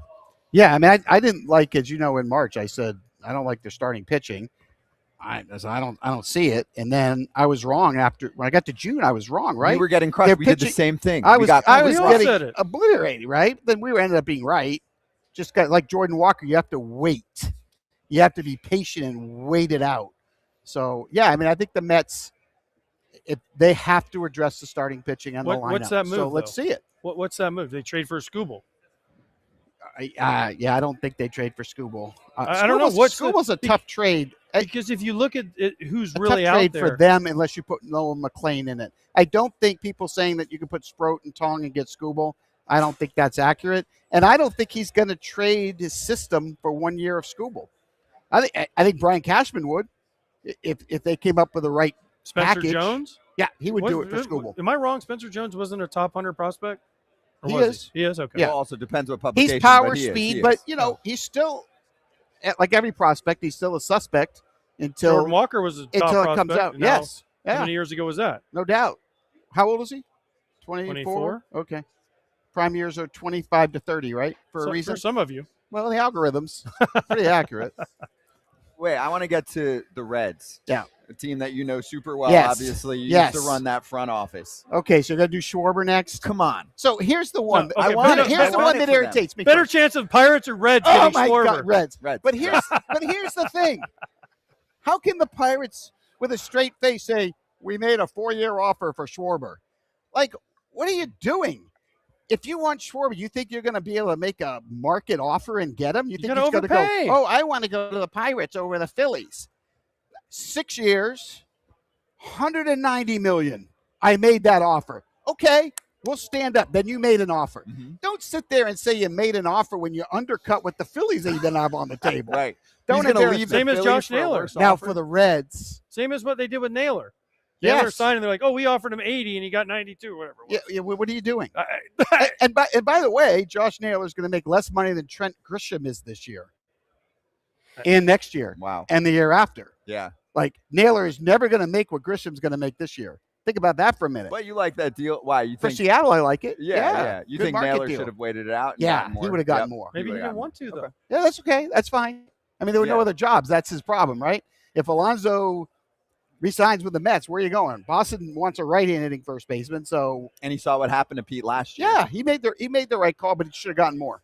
Okay, but what about the Reds? Can they? I mean, they can do this. They can. I mean, They can. you know their books from back in the day, but like, Thank you, AJ. If That you was fun. stretch this out, Yeah. JB, I get it. This team has to operate at such a slight Yeah. margin here. But if there's ever a time, isn't this the time? Yeah, it's the person. That's the one person you spend the money on. He is the guy that gets Ellie De La Cruz back on the Hall of Fame track. Mhm. He is the one guy that gets Noel Marte to the next level. He's the guy I want in that clubhouse. Please. I got Tito and I got Schwarber. That doesn't matter, though, Jim. I got a Ask for an chance. opposite. That doesn't matter. That's That everything. doesn't matter. That's everything. I agree. That's everything. That means almost AJ, more that's sometimes than the everything. numbers. Always. I have this argument with people I Siempre. know all the time. Yeah. You're right, You- they're you wrong. need a team. Amen. You have a bunch of young guys. At some point, you got to go get some veteran dudes that have done it and can Yeah. show these young guys. You can't have 25 young guys and say, we're going to make it, guys. At some point, you got to go get a dude that shows these other younger kids how to be dudes. Amen. And let me tell you this. The person that's going to walk away this winter with C.J. Abrams is going to win because they're going to put him on a team that has that Schwarber or that A.J. Pierzynski that's going to be able to keep in line. Abrams can do whatever he wants because who in that clubhouse is going to tell him no? It's not James Wood. It's not Dylan Cruz. So who in the world's going to tell C.J., hey, Let's go to bed. It's 5:30 in the morning. We got a game at 1 o'clock in the afternoon. Idea? Yeah, no. Casino at 5 in the morning with a 1 o'clock Who's game? going to tell them? It's all babies in there. Yeah. So you got to have veterans in there to lead them. When you're developing a team, I've been there. I've witnessed it. If you have a team of all babies, you got zero chance. You need to bring in veteran guys. They don't have to be stars, but veteran guys that have played on championship level teams, and have them in the clubhouse to help teach those young talented guys what it takes to prepare. Mm-hmm. Go ahead, Kratz. Jim, what they're going to say is, well, I can pay. I'll wait till you get it in there. There you go. Yeah, I can wait. I can pay Justin Turner that for 1 year. Why are they going to do that with Schwarber? Because that's, you go down the league and there's the standard guys who just are recycled and repeated. To me, Kyle Schwarber is worth it. I agree with you. But teams say, I'd rather just give you the Justin Turner, and then soon down the road it'll be the, Garver, just recycle the guy's name. Yeah, that doesn't work. I mean, it's nice to have those guys as part of the team, but in general, I want my star players to have that kind of makeup and character ideally. If I'm going to invest the money for those kind of guys, I need that. Now, I'm not saying you have to have that. I'll take Kyle Tucker on Aaron Judge's team. I'll take Kyle Tucker on Mookie Betts' team. But I don't want Kyle Tucker to be that leader. I want Kyle Schwarber to be that leader. Tucker doesn't do for the Reds clubhouse what Kyle Schwarber would do for the Reds clubhouse, if that makes sense. Agreed. Is there any way of knowing how much more that is going to get Kyle Schwarber? Like, as far as on paper, Kyle Schwarber's worth, 4 years, $120 million. Anything over that, or anything over that number that physically his baseball's worth, is that what his clubhouse presence is worth? $5 million a year for 2 extra years. That's my value on it. Wow. Give me all the numbers you want. I'm going to tear it up. I'm going to overpay. I'm going to let the commissioner's office call me and be pissed at me. I'm going to give him 2 extra years, and I'm going to get the player. I'll tell you a little story. I'll never forget this, is when the Tigers signed Magglio Ordonez and Pudge Rodriguez. Yeah, 2004. And they overpaid both of them by a lot of money. And it was really irritating for those of us running small market teams. Like, you just screwed up the whole marketplace. So I was with Jim Leland. I'll never forget it. And I said, Jim, you guys way overpaid for these guys. And Jim took out a cigarette. He lit it. And he goes, yeah, but we got the players and you didn't. And he walked away. And you know what? They were in the World Series. Oh, my God. He was what so year, right. And when were they in the World Series? Yes. 2006. That's where they went to. And why? Because they got the players, because they spent too much money, and they spent too many years. So sign me up, baby. Exactly. If you got an owner that'll spend it, that's why it's easy for us to do this job, Jim. Yeah. It ain't my money. Oh, yeah. It's so much easier. I love it. It ain't my money. JB, Spend it away. He thrives in this world. Oh, I'm ready for this. I got my next one for you in terms of spending money. So JB put a great wish list article out there. Predictions and wishes, right? Not like everything is direct intel here, okay? Right. But Framber Valdez, you put 7 years, 218 to the Mets. Tell me if you would sign Framber for that kind of money, based on the one incident. And also, I did cover Framber a lot with the Astros. He'll be fine going forward. Here's my concern. He always was. I think he could get rattled pretty quickly and then get off kilter. Is New York the right place for him? Yeah, so my opinion on him is left-handed, tremendous ground ball rate, not concerned about the hard hit rate because the hard hit is usually on the ground. Mm-hmm. As long as I have elite defense, if I can have Lindor at short and say Simeon at second, and I'm really focusing on the defense behind him, he pitches in big games. He's durable. He's got the frame. He should age well, being left-handed and being with the size and the frame. And I'm sorry about that incident with the catcher. I hate it. I want to punch him in the face for it. But what's the other incidences over the years when we've been covering them in the playoffs? Like, I don't have other incidences, and I always wanted him on the mound for me. Is it an overpay? Yeah, I don't like that contract. I don't like Cease, but it's the price of doing business. I can go out there and see a house I like that was $4 million 2 years ago. It's now 12. Okay. I can't afford it, but that's the price. If I want it, I have to pay it. Mm-hmm. So let's stop worrying about the price of business. We've set the price. It's not going down. It never does. Accept it and move on. They must have the money, or the payrolls wouldn't get to this point if they weren't making the money. It's there. Agreed. Agreed. I fight that fight all the time. All right, you got the last All right, topic. so 'cause before it's we let loaded. you go, there was a vote last night. Okay. You know what it was? The Hall of Fame. Yes. Jeff Kent gets in. I thought he should have been in a long time ago. Yes. Your thoughts on the other guys? Bonds, Clemens. Yeah. So I mean, I'll give all you the those guys. Murphy, Mattingly. I mean, I think out of I'm that gonna give list you of the 10 guys, unpopular Give him a answer. little I think bit all of 10 of them context, should be. though. So I wrote this on The Athletic in that same article. You're talking about the wish list, of which I said Jeff Kent would be the only one that gets in. I wrote So that you had in inside there. knowledge. No, I did not. I had no idea how they were going to vote. But I know the committee, I know the group, and I know the thought process, and I thought he'd be the only one for those reasons. I just speculated. But you asked me my personal opinion. Barry Bonds is the best player I ever saw in baseball until Shohei Ohtani came. Roger Clemens is one of the best pitchers I ever saw in my life. Gary Sheffield was one of the best clutch hitters and best bat speed I ever saw in my life, without a doubt. And all three should be in the Hall of Fame for me with all of the baggage around them. I have no problem. Any allegations, any positive tests, any Balco investigations, any MLB investigate, throw it all in Cooperstown with them. I think it's a museum. I think we should be celebrating the best players in the game. And I feel like those three guys, of all of them, including Kent, were the three that deserved to be in the most because of what they did on the field. Now, what they did off the field, I don't like it. I don't like anyone that cheated. But I will tell you this, and I mean this sincerely, and I'm never going to give names. Two guys are in the Hall of Fame that used, and that's okay because they weren't caught. Is that fair? This is my argument that I have with Scott, and I want your take on it. So the players that are on this committee, there was, 7? And I know, and I respect the hell out of Trammell, Tony Perez, good people. Jim Cott. They're all awesome, right? Yeah. Robin Yao, all these guys, Juan Marichal. They're unbelievable players, unbelievable people. All good. I know them all. Amen. Talked to them all. They're awesome. Yeah. If they didn't vote for those guys that you just named, okay, because of the PED's accusations, then I say, did every one of you not ever take a greenie?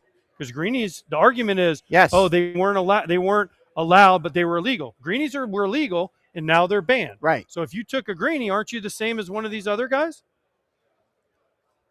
In terms of of breaking the rule, yes, but you get suspended for taking a greenie now. Yeah, that's true. I don't know. That's just This is for why me. he's different, but I'm not agreeing with him. I'm not disagreeing. I'm not agreeing. I'm not disagreeing. No, I know, but because it's not apples to apples, but it's similar. The problem that I have is I was a GM during that period, and everybody looked the other way. It wasn't just owners and GMs. It was players. It was coaches. It was media. The commissioner. Everybody was looking the other way. But Selig's in the Hall of Fame, and he knew I don't what know was going who on. used and who didn't, but I do know changes that they all had. I have every team has a printout of changes in body fat and weight and hat size, by the way. They all have it, but everybody wanted to ignore it.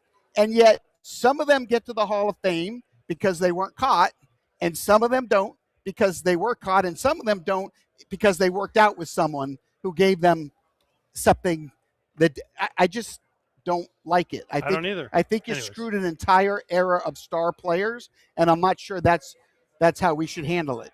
Right. So your line is, once we formalized it a little bit more, then we all were on, I don't want to say the same playing field, but you get tested, you get suspended if there's a problem, right? Like the A-Rod, Manny Ramirez kind of world. For me as a player, and I played in all this. I played. I was there. I came in '98, so I played through all of it. Right. I draw the line as a player. Whatever you did before 2005, when they started testing. Yep. I don't know. Whatever it is, I don't know the answer. Yeah. But if you get caught after 2005, then to me, you're out. Oh, then you're done. Because you're out. Because you blatantly cheated. You knew. You knew, and you did it anyway. Yeah. So to me, you're out. 100%. Okay. Then there's not even a discussion at that point. Yeah. Yeah. Like when Alex Rodriguez. No, I 100% agree some of these with guys that. say I deserve to be in the Hall of Fame, but you cheated, and you blatantly cheated and knew it. Yes. So to me, that's. But the other thing, before 2005, we don't know what guys were doing. We have an idea. We think. We don't really know. You don't know. So to me, those guys should be in. But anyways, no, I agree. It's a never-ending discussion. It's a hard issue to agree on, so it's interesting we agree, because most people won't agree with that vantage point. You guys are on the same page there, and he's fired up today about it because of the results. But it is what it is. I just have a hard time explaining to my children Barry Bonds is not in the Hall of Fame. I have a hard time with that. Best hitter I ever saw. No, it's not even close. Not even close. And and whether he did or when he started to would have nothing to do with him getting into the Hall of Fame. But you could explain A-Rod, right? Because Yes. you say, hey, he tested or he got caught, right? But he did it his whole career. He said he started in 2000-ish. He came out and said his whole career. He's done. Yeah. He did it. He lied. He did it. He lied. He lied. He did it. His track record is so clear and concise that you don't even have to think about his situation. Right. That's a different story. JB, you're the man. Hey, Good to see thanks. you. Appreciate I love it. you. You're All the right. best. Thanks, Paul. Great That's show. Jim Bowden, resident GM. Be right back.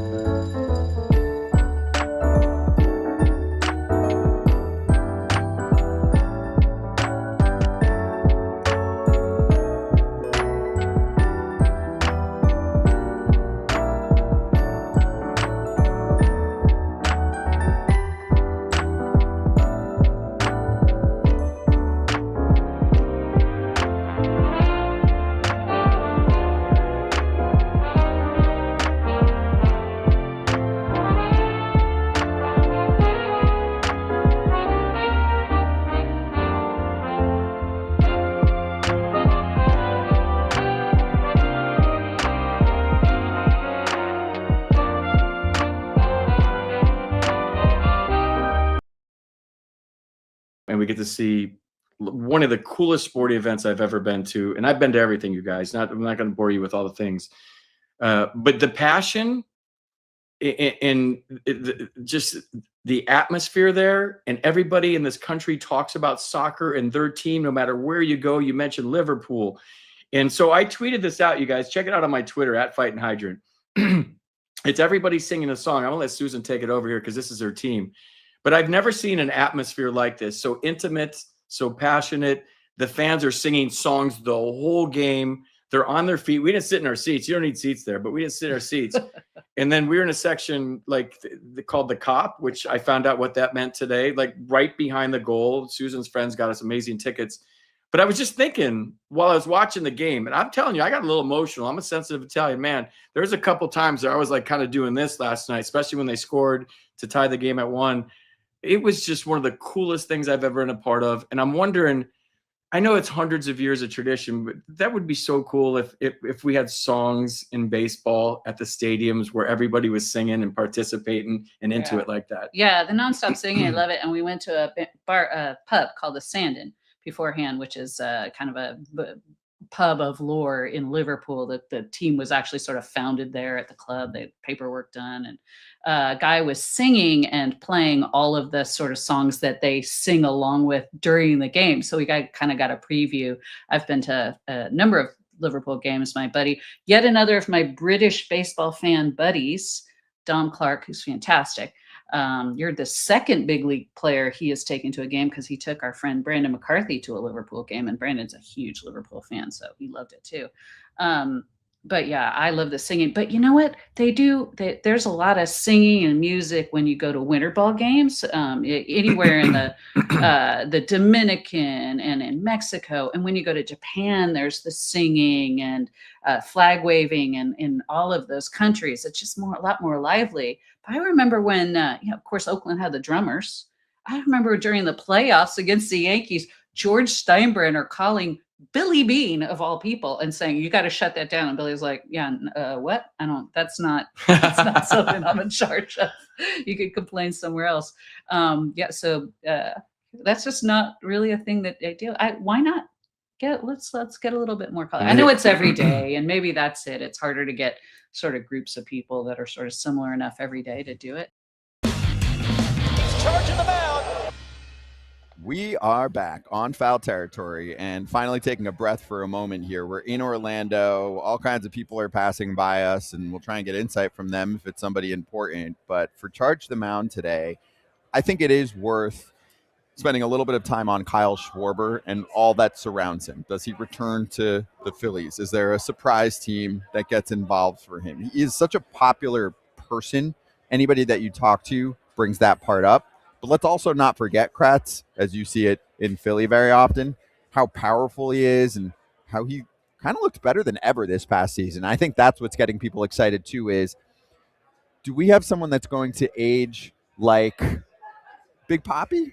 I mean, in terms of production, stats-wise, Big Papi never really tailed off. I think you do. I think he's that guy.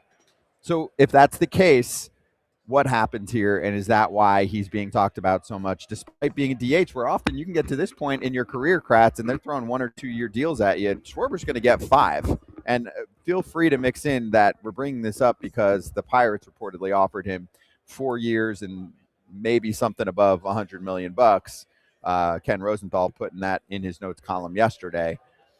I'm going to go with JB here because I commented right after it was posted yesterday, Kratz. I'm like, oh, hey, Pirates, welcome to the dance for the first time ever. You're going to throw an offer out there that you know is not going to get it done. Like, usually it's like, if you're Pittsburgh and you know you got to state a strong case, you better really put it together and do something strong. Force him to say no, or at least put something out there that you know is going to be at the top of the competitive offers. This is not going to be that. They, like Jim Bowden said, you need to offer 6, at least 5. The fact that they put a 4 out there to me means they don't know what they're doing in the hot stove world. All right, well, you made 2 comments there. 1, Schwarber as a player and person on the market. 2, the Pirates. So I'll first address the Pirates part of it. The Pirates are like that dude who went to a charity auction, knew he had no chance of getting anything that was out there, and was like talking to somebody like this as they were bidding, and he just like scratched his head, and they were like, right there in the red hat, we got 4 years, 100 million, and the Pirates were like, oh boy, somebody else is going to offer, right? Like we don't have that money.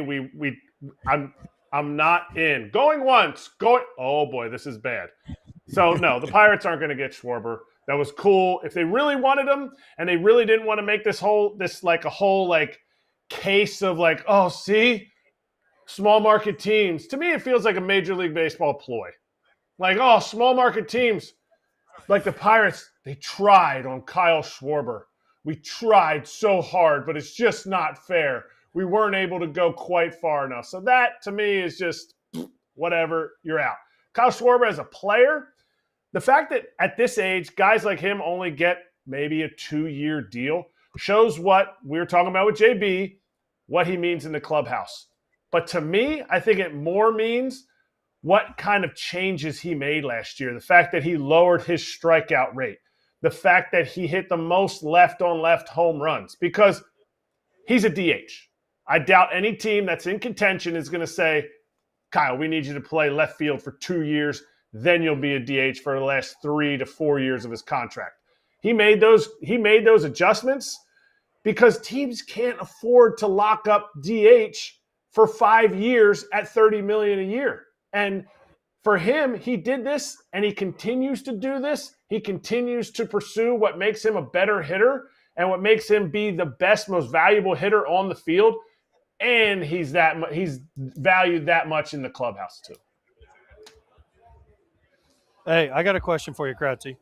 We're talking about the Pirates, right? What changed for the Pirates? What changed for the Pirates and now they have to spend this money? Because for years, all we heard was, we can't spend money. Did they find a pot of gold at the end of a rainbow? No, there's a really good article. Or did MLB go to them like they did with another team and say, you have to spend or we're getting this big grievance filed against you? Mm-hmm.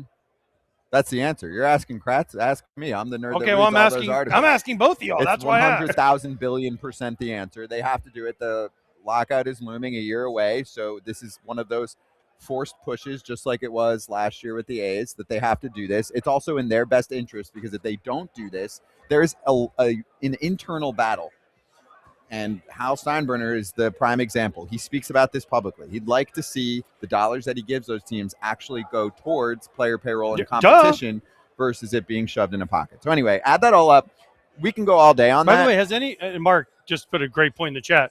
No team ever has been more eager to tell everyone they're making offers. But they're not real. They're not. What Jim Bowden said was the best thing ever, because we say it all the time. If you're the Pirates and you haven't won in forever, you have to go over and above to get these players. They're not just going to wake up one morning and be like, Kyle Schwarber's not going to wake up one morning and go, you know what, I got an offer from the Phillies, I got an offer from the Pirates, and I got an offer from the Yankees. So I'm just throwing a random third team out there.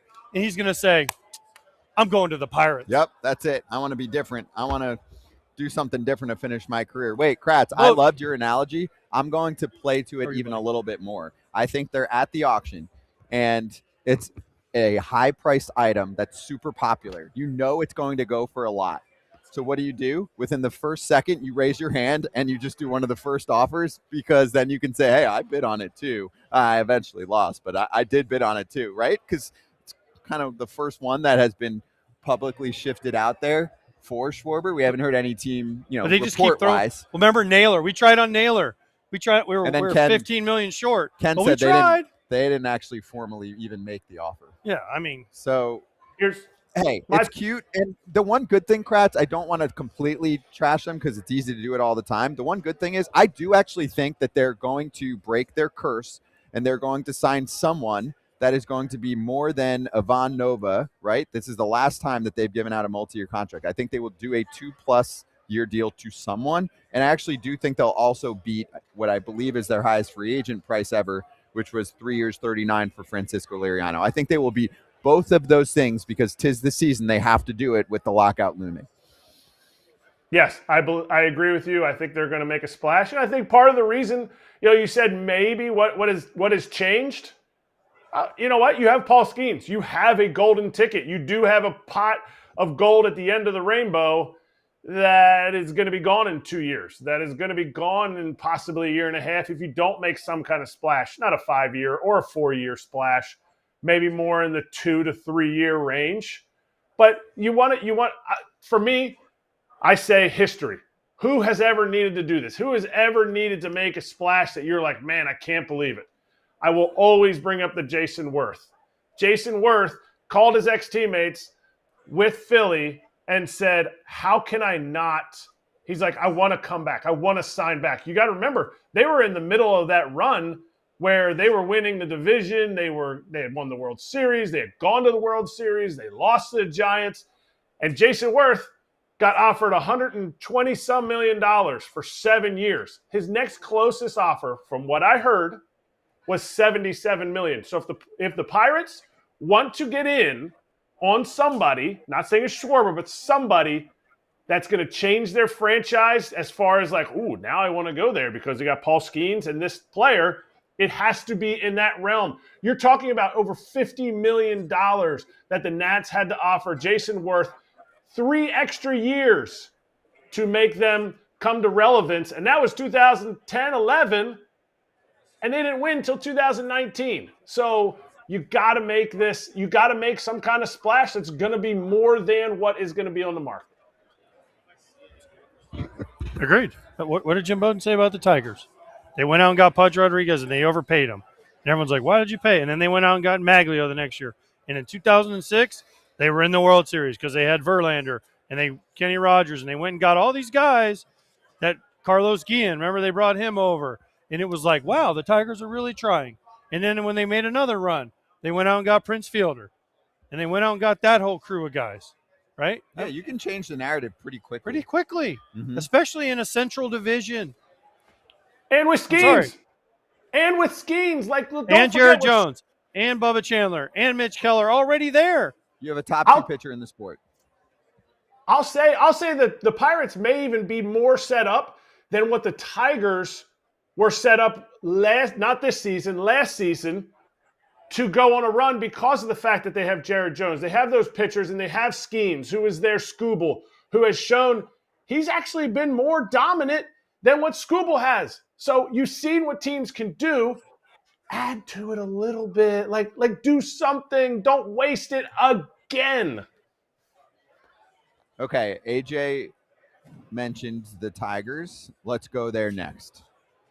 By far, the biggest trade would be if Tarik Skubal gets moved, whether it's this week or not. I mean, I also want to be real with everyone.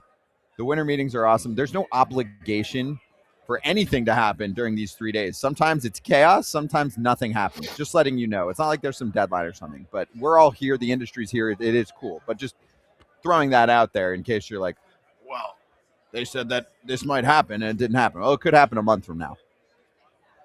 Tarik Skubal was written about by Ken Rosenthal this morning, and the Tigers in general, and how if they're going to keep him, you got to take your best shot to win in 2026. You have the best pitcher in the American League. Well, if you have for Skubal, one more go get season or none. reinforcements. If they and get reinforcements, and then the other side of the coin is If you don't trade him, if you don't trade him, if they do trade him, then who's going for him? Dodgers, Yankees. Oh man, if the Dodgers get Tarik Skubal, Skubal, people are gonna be so pissed. Remember how the Dodgers ruined baseball last year? Well, guess what? Here's the thing: if the Dodgers get Tarik Skubal, they did not outbid every other team money-wise. They outbid them prospect-wise, right? That's what it would be, and maybe some major league talent involved in there as well. But if that's the case, other teams didn't make a good enough offer. If they get him and they're running Yamamoto, Skubal, Snell, Glasnow, holy crap! I don't want to play in that series. Yeah, I'm gonna have the back. Kratz, my back. Oh man, my back all of a sudden is sore. If I'm a team Kratz like let's just say the Blue Jays, because they lost to them just now in the World Series, I'm like, hey, Detroit, if you're really trading him and the Dodgers have the best offer, call me at the end and I'll do something so dumb. I'll unload like my farm system and a major league pitcher just you can have to my top prevent 30 it. prospects. Right, just to prevent it. Because that's the thing. I mean, they pick at the back of the draft. They don't get as much money to spend in the draft. Like, the draft is the most capped system there is, and the Dodgers still are pumping out prospects. So if that happens, the rest of the league fucked up. I mean, in my opinion, like you stopped at the Yankees and Dodgers when you were talking about teams, because, I mean, you can throw the Blue Jays in there. The Phillies have to be in there. There's even small market teams. You're talking about a trade. You're talking about the fact that you have a guy who took a team who, when you take him off of that team, doesn't make the playoffs. When you take him off of that team, doesn't win a playoff series. And you've seen what the Tigers have done. So to me, it's not just those big market teams. To me, if the Brewers don't trade Freddie Peralta, the Brewers should trade for Skubal. It's 1 year. It's a prospect. It's prospects that you're getting rid of. And if they do it now in the offseason, whatever team would trade for him, you're getting a draft pick in the end because he's going to sign for $300+ million. Prospects are all suspects. But here's the thing. So let's take the other side of this. Ken wrote this morning, I'll summarize, but if you're Detroit and you're keeping him and you're deciding I'm not going to get a massive return for 1 year of one of the best pitchers in the sport, then you're assuming, right, you are aiming for a World Series title. You need to be able to look at your roster and say, yep, I did everything that I could do. Even if you need to scale it back next year, payroll, whatever it is, that's fine. You're telling yourself this is the season. So if you are doing that, he pointed out how their front office leader, Scott Harris, can be somewhat risk averse and look for diamonds in the rough. I know, but some more than others. And he said, look at the trade deadline last year, avoided getting uncomfortable, and look at some of the other things that he's done in prior off seasons. He did make a push for Alex Bregman, so you would think maybe they get involved for someone like that again. But I think the point was valid. You either sit down, I think he needs to sit down with his ownership group, Chris Ilitch, and he needs to say, hey, are we going hard this offseason? If not, we should trade Tarik Skubal. Listen, almost every GM is risk averse now because they don't want to be the one that gave up this player and he became something. They don't want to be they don't want to be AJ Preller, right? Preller gave up his players, and if some of them turned into something, you know what? But he's like, screw it, I went for it, right? You don't want to be the guy who gave up Tatis for James Shields, right? And if you get a ring, like Kratz is saying, it doesn't matter. But I just we've had this conversation on the show all the time. More GMs are afraid and talk themselves out of making the move instead of just making the move. Just make the move. Just if you want the player, like Jim Bowden just here, if you like the player and you want the player, go get the player. Worry about the other rest later. I've never asked Jim this because I know what his answer would be. But if you're a GM, do you want to say, man, did I do it great for 7 years? I built up one of the best farm systems that I could ever do. You know what? We won 54% of the time. Or do you want to say, you know what? I worked for 4 years. We got a ring. Or, you know what? I worked for 4 years. Just fell short. I pushed it. It was the time. I look at the Tigers and the Brewers, and I say, if the Brewers don't trade for Tarik Skubal, then the Tigers should trade for Freddie Peralta. Like you sit there and you go, there's times when teams could be one starting pitcher away from giving this team and this city the best chance to win a World Series. And I have a hard time, and maybe this is because I'm an idiot player, ex-player. I have a hard time believing that is the wrong thing to do, because this is your window. This is your chance. You're never going to get an opportunity to sign a guy for 5 years, $150 million. So you might as well go for it in this way. There's different ways to go for it.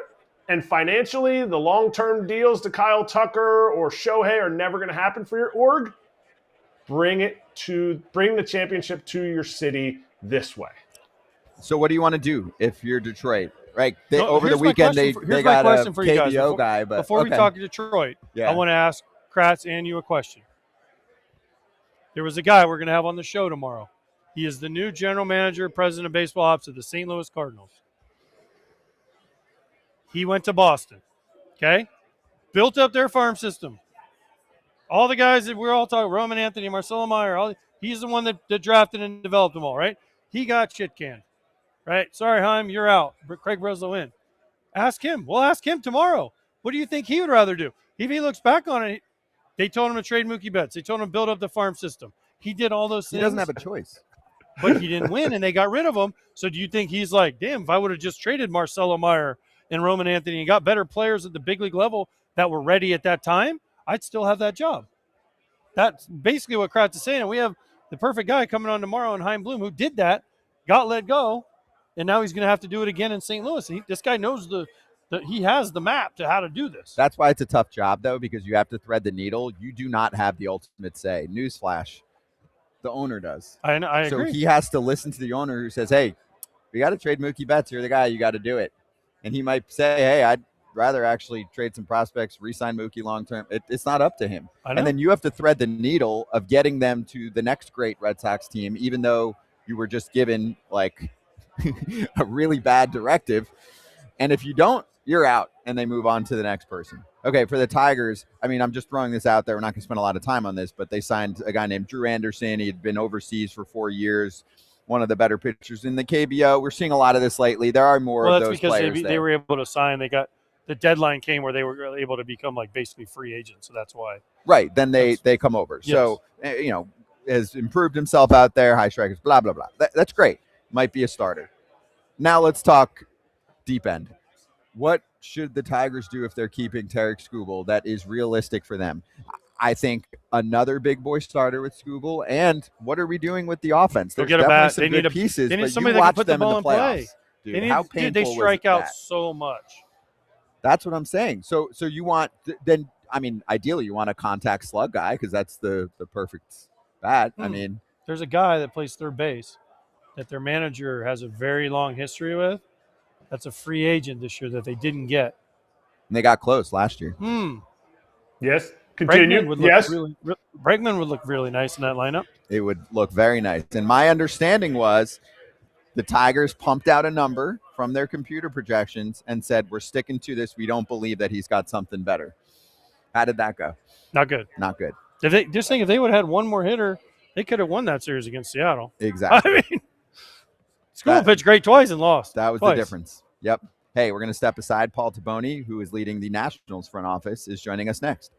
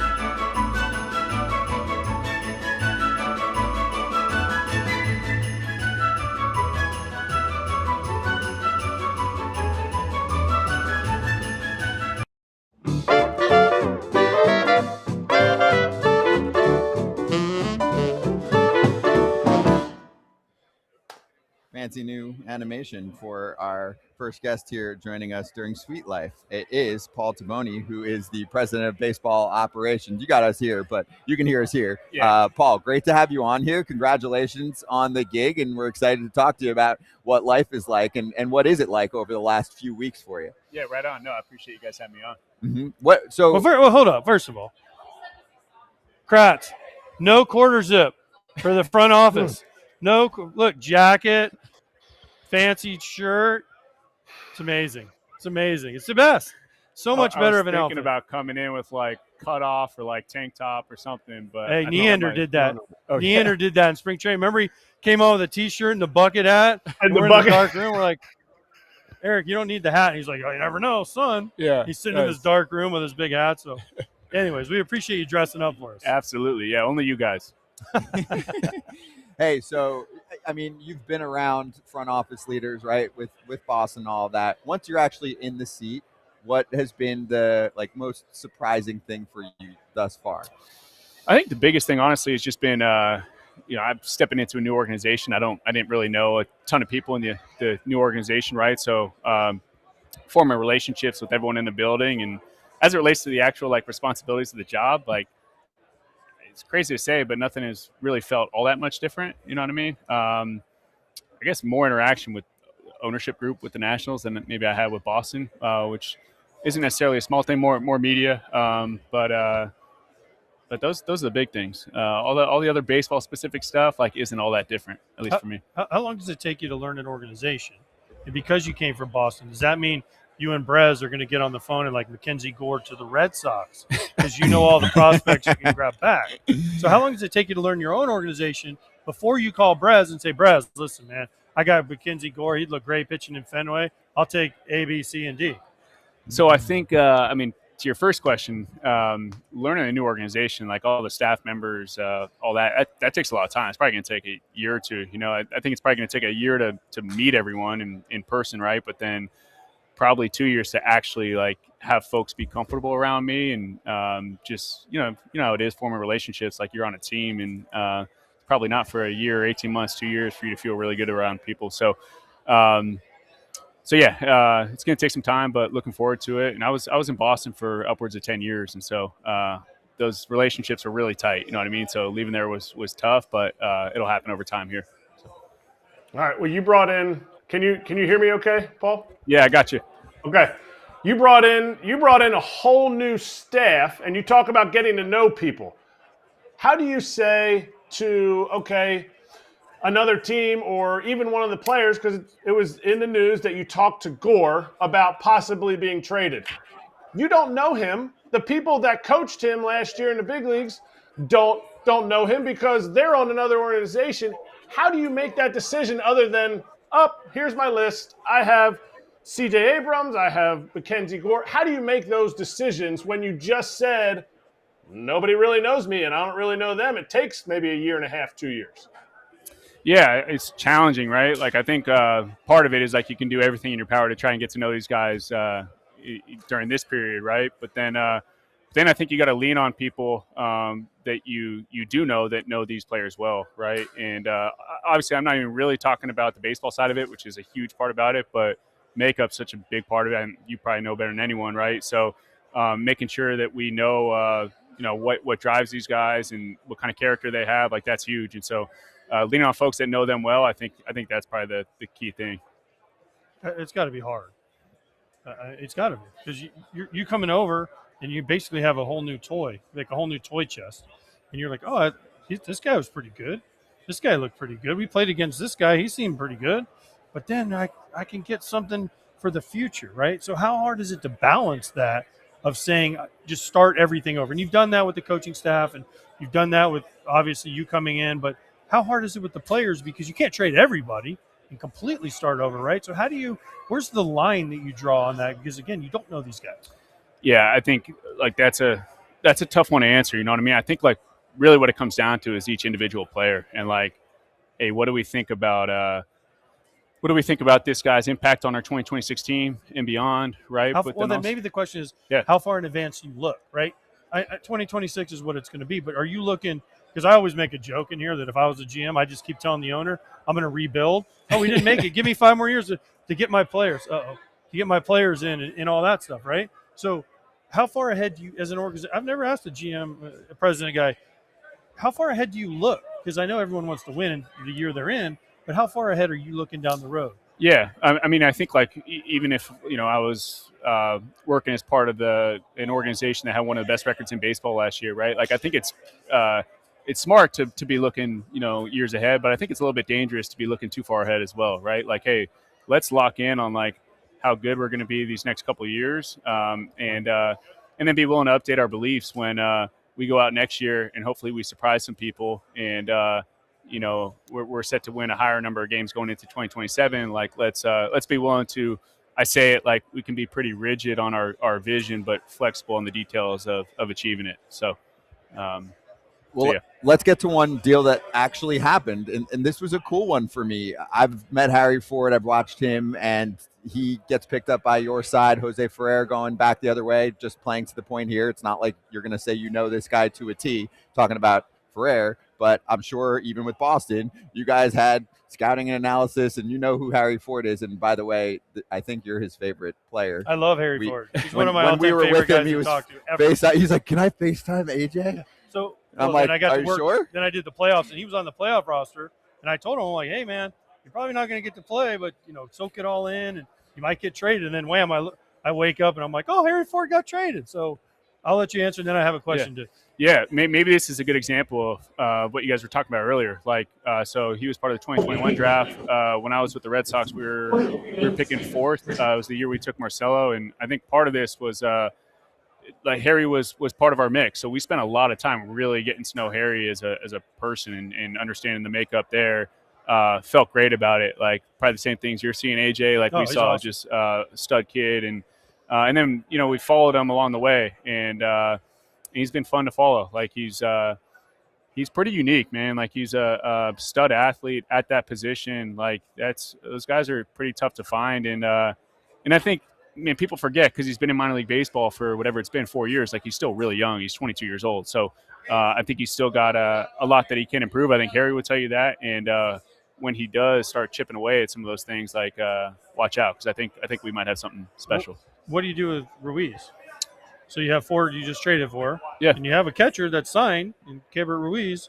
So how do you make the decision on who plays and who playing time? Is it a spring training fight, or is that something when you make the trade for Ford you say, hey, we're going to need him to play and we'll look to maybe move Ruiz somewhere else? Yeah, Keibert was one of the first people I called after the trade, and like I said, nothing changes, man. Like we want to create a really competitive environment for not just you guys, but Drew and Riley and the others to compete. And then, man, we're going to go with the best guys. You know what I mean? But that should, man, we want to have players on our team that are embracing that challenge and willing to run towards it, not shying away from it. And I think Keibert's that type of dude. And Harry's the same way. Drew's the same way. Riley's the same way. So we're assembling a fun group. And like I said, we're going to see who the best guy is coming out of it, and see that, have the chips fall where they may. He's got the GM speak down, doesn't he? I don't. Well, I think No, I love it. I didn't hear what you said. No, I said you have some of the GM speak down, which I love, because you're giving us enough to where it's like, oh, I have a follow-up, but then you also kind of aren't giving us enough to where I'm like, well, I do have a follow-up. But we like to judge the GM speak. I don't think it's like no, he's good. He's not saying he's good. Yeah, but he's right, good. it's in the as right as realm. a newer person in that. So then you worked for Heim. Yeah. And then you worked for Brez. Yeah. Were you there before Heim? Yeah. Were you with Charrington? Charrington, Dave. Oh, yeah, Dave. Oh, and Dombrowski, too. Okay, so Hayes which one of was there, them others. influenced your – I'll throw out Brez because you weren't there for a year with Brez. Couple years. Couple years? Okay. Yeah. I played with Brez, so that's how old I am. But which one of those guys influenced your style the most, right? Because Dave's like more the gambler. I'm going to throw all my chips in. Heim build the organization. Brez is newer at it. Charrington released me, so he doesn't count. Yeah. Right. So you know what I'm saying? Like, which one are you more the gambler like Dave, or are you more like let's build this long term like Heim would be? Yeah, I think I probably take different. This isn't meant to be GM speak, man.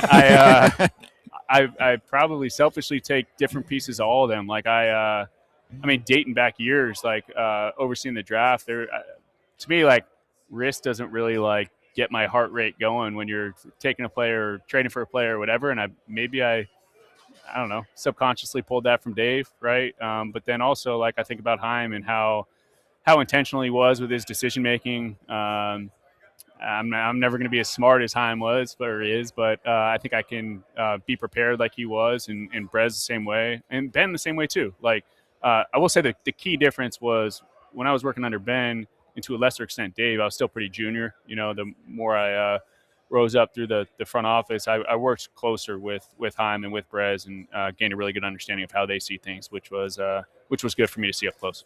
Last one, because the players are being talked about a lot, Mackenzie Gore and CJ Abrams. I'm not going to ask you like, hey, what's going to happen? But like, have you spoken to those guys when their names circulate and you're new? Do you speak to them real quick?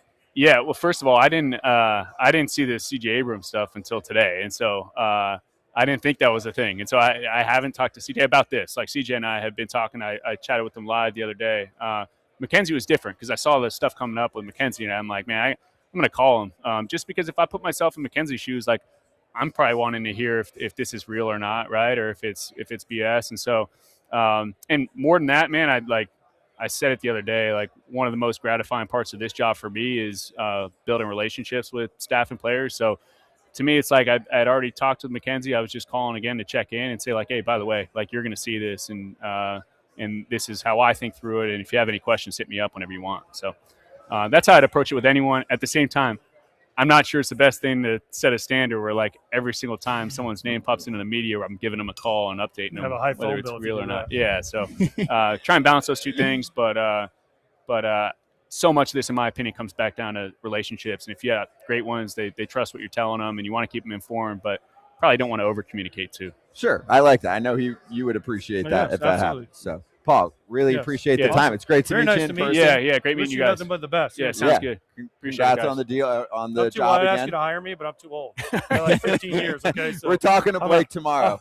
Don't worry. We're talking to Blake, right? Yeah. All right, we'll be right back.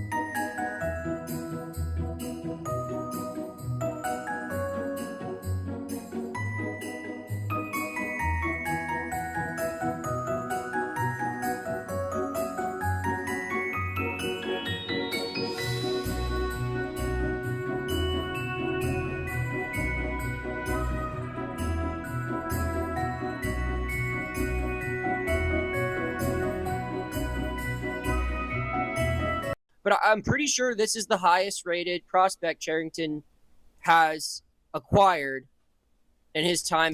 No one else is coming to mind. So, but I mean, Garcia has me so excited. Just because this is a guy who could have like 20 to 30 home run potential. He's 22. He has I think 5 games in the majors, and that's it. So rookie eligible. Yeah. So it's a really great fit. It pains me to see Oviedo go.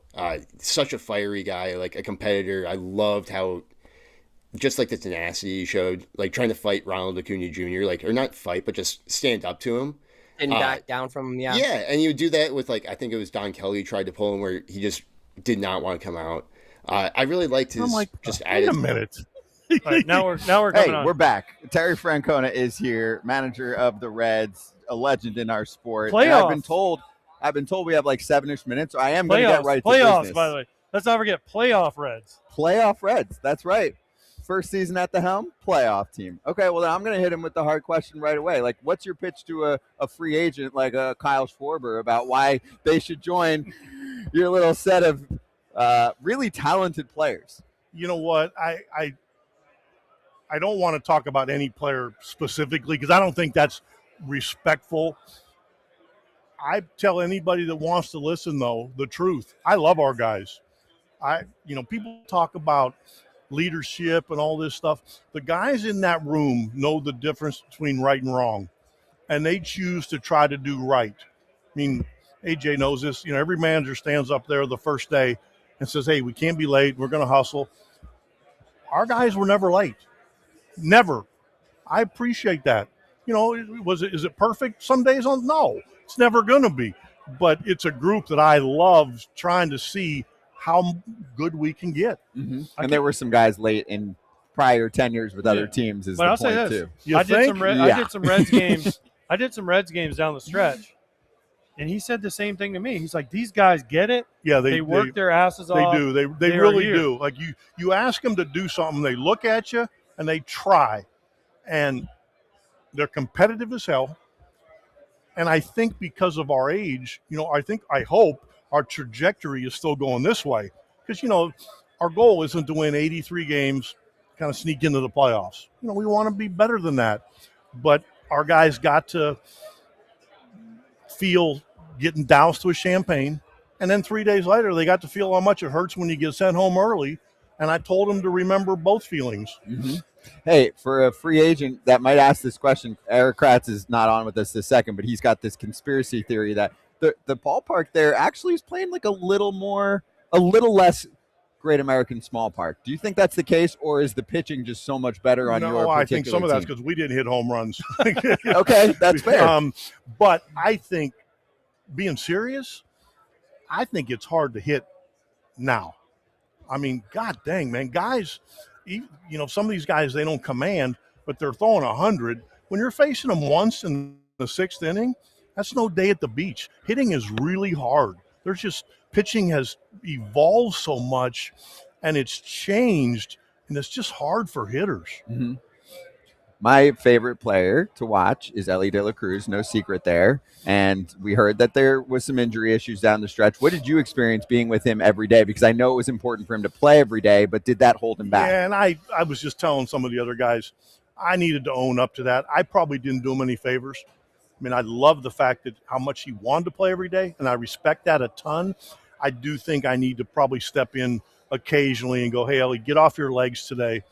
And I think that will help him in the future. He'll hate it, but I think it'll be good for him. You have experience with that. Jose Ramirez battled you, didn't he? Oh, do not tell me to sit. If you want to piss him off, tell him he's not playing. Mm-hmm.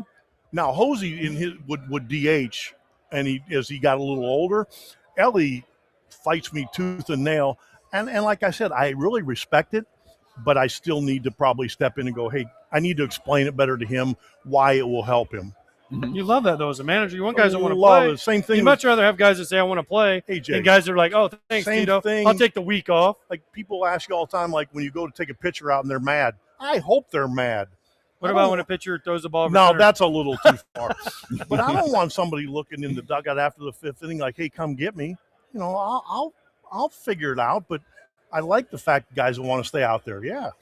One more on the transaction front. Hunter Green's name came up like early this offseason, and I was like, why the heck would the Reds do that? So I know that's not your job, but if you see a rumor like that come out, do you make a phone call like, hey, I think we should hold on to this guy? No, because I actually remember when it did, because I was with Nick, and I go, where?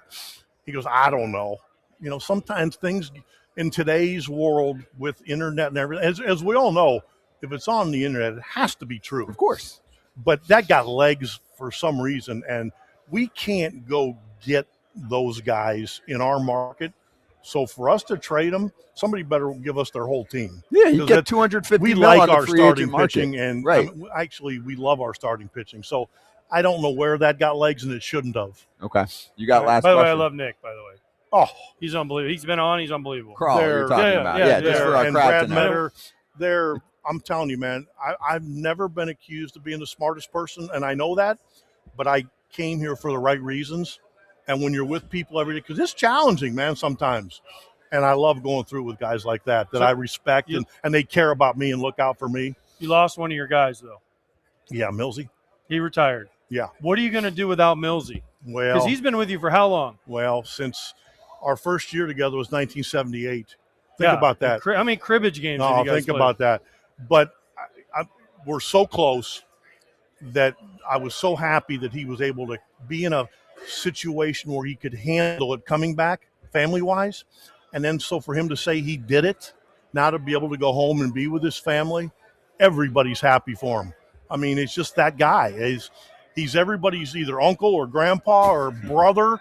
He's just the salt of the earth, and that'll never change. Yeah, and it was good. That's a good final question there from AJ. Yes. Saying All hi right, to everybody guys. as we go. Tito, AJ, good to see you. Finally got see you on. We'll see you at Reds Fest. I'll be there. We're going to be there You for our are? show. We are. I don't think he is, but I'm going to be there with Todd Frazier and Danny Gray. Tito said no because he knows We're I'll going to sit in get his chair. that was the promise. 5 with Tito now, 10 with him when we see him at Reds Fest. You Thank got you, it. See Tito. you guys. Appreciate you. Be right Thanks, back. buddy. All right, you got it. It's good to see you.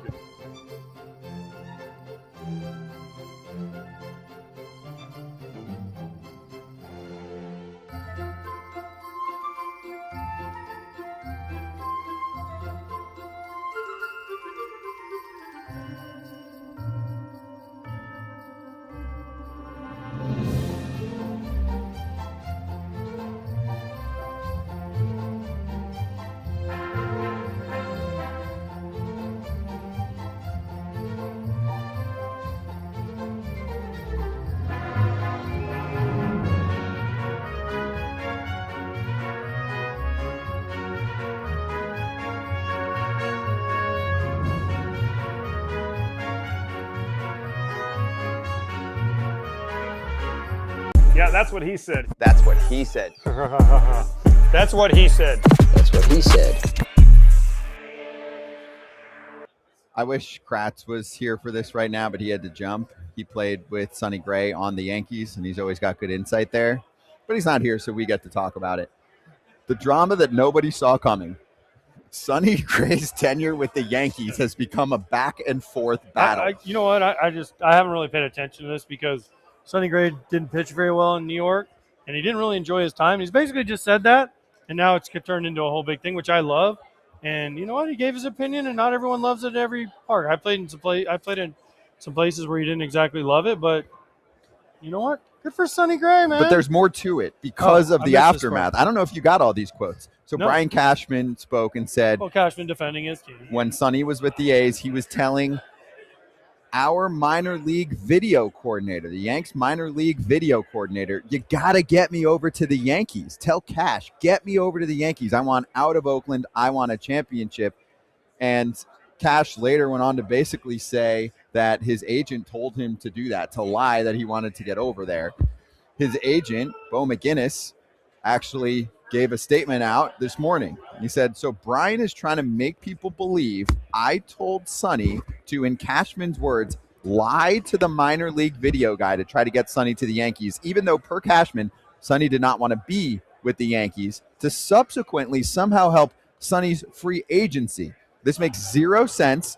Further, the words I want out of Oakland have never been said by Sonny. He loved his time with the A's. See, now it's on. Did you hear all that? I heard some of it. Okay. I got it. Hi, Now Ed. it's on. That's Hi, what's Ed. going the on guy here. I didn't know still worked for the Red Sox. How are you, buddy? Hey. Sorry. So? Yeah, I just minor league video guy now makes trades. Whose side are you on? I don't know. I think it's great for people are talking about this, but This is like a head-to-head battle. You've got a player rep who feels where's Sonny now? On Boston. Oh, ramped up. Yes. Ramped on I up. love it, right? Clearly, Sonny didn't like. Well, he didn't pitch well, and he wasn't happy in New York. But So- Cashman said he never wanted to go there, according to the lies that were told by Sonny to try and get himself over there to help his free agent case. I don't know. But here's This the is thing. he said, Brian she Brian said, he Cashman's said, like she a said. longtime executive with the Yankees. Why is he throwing that out there? And then you're Well, getting he's got to have backing on it. He's not just throwing it out there. And I love the candor from him, but the other side is like, make this make sense for me. Yeah, I agree. I don't know. I can't make this make sense because if Sonny Gray went and said, I want to go to the Yankees, okay. Well, then when he got there, he wasn't very happy. But Cashman said he didn't want to come to the Yankees. And isn't there a story where he was supposed to go somewhere else and the last minute the Yankees stepped in and got him? I believe so. Yeah, I think Kratz actually was the one Kratz who shared was telling that a story. He with wouldn't us tell the us other the team, day. though. Yeah. So I love it. I love that. I love when GMs and players get into it. This doesn't happen ever, especially over guys that were pretty good and they went to a team. But I don't know. I don't know. There must be some too because Brian Cashman usually doesn't say these things, and then Sonny Gray also never says anything either. So there's got to be somewhere. And there's 3 sides to every story: his side, Scott's side, and the truth side. There's 4 sides because we have the player rep involved too, the agent. We don't see agents come out like this, or not many of them. Of course, we have Scott Boras on the show. He's pretty public with his comments. Many other agents stay behind the scenes, and this pissed someone off so much that they felt like they needed to defend themselves and tell their side of the story. Yes. That's good stuff. Yes, for our purposes, what are we really going to figure out here? We're going to figure out that this year, when Sonny Gray gets to face the New York Yankees, we have extra juice. That's all it is. 3 or 4 times when he gets to face them? Added juice. Just fire every time. When they're on every Fox game on Saturday and every ESPN game on Sunday night. Oh, wait, no, they don't have Sunday night anymore, do they? NBC, sorry. NBC Sunday night, Yankees, Red Sox. Gray versus Cashman. It's on. The battle. All right, next up on That's What He Said, Nick Castellanos is open to learning to play first base if someone wants him to do that. It is no secret that he is not looked at in high regards for his defensive work in the outfield, and there was some battles about that. He can still hit. He wasn't comfortable this year. So, listen, if he wants to play first base and he thinks it'll help him, great. If there's a team out there that needs a right-handed hitting first baseman, hit you 30 doubles, I don't mind this trick because he's not making that much. No, he is making a lot, but the team that he goes that much. Well, hold up. The team that he goes to next is not going to pay that much. There are some. True, they'll pay it down. They'll pay most of it down. There are some thoughts that no team is actually going to take it, and that some team is just like, I'll convince him to take a league minimum deal after those two part ways. What is pretty evident at this point is that the Phillies will not have him on next year's roster, whether that's via trade or buyout. That basically just pays him to go back to free agency, and then they make up the league minimum money, right? The Phillies would essentially just save like $800K because he'll sign with some other team. Oh, yeah. So that's the debate right now. And if there's a team that is really interested in him, they could say, hey, we'll take on you take on everything except for, I'm just making up a number, $2 million, right? Yeah. So we'll take him on a $2 million deal, which gets us the player. So that's all that's going on here. I agree. I think the numbers weren't great offensively for him this year, but there was a lot going on. Yeah. He clearly was battling. There was too much happening. He didn't get off to a great start. Him and Topper clearly had something happening. And Nick just wants to play every day and I think kind of be left alone. We've had him on the show, and he's a great interview because he gives you a ton of quotes and he says a lot of good stuff. But there are times where he just wants to play and be left alone. And then, if you ask him a question, he's going to give you the answer. When they asked him about the communication thing, remember, he said, well, there hasn't been any, which is we want people to be honest. He was pretty honest about it. But it didn't sit well with Philly fans. And let's not forget, he got some big hits for them down the stretch. He got the big hits for them in the playoffs. Right? So this dude can still do it. He just needs to go to a place, and if it's not Philly, where he's comfortable and play. Just play. Just let Nick Castellanos cook. I know people are going to say, oh, he didn't have that great a year. He had a good enough year. Well, it's the defense. I mean, yes, the offense wasn't nearly as good as it's been in some past seasons, but I do agree. I think this is still a bat that can be effective in the major leagues. Yes. I get it on the defensive side. He can hit you 30 doubles and do some things. But the way that most of the front offices work these days, AJ, is that they look at the defense, and then that adds into the WAR number. And his WAR number this year was last out of 145 qualified players on Fangraphs.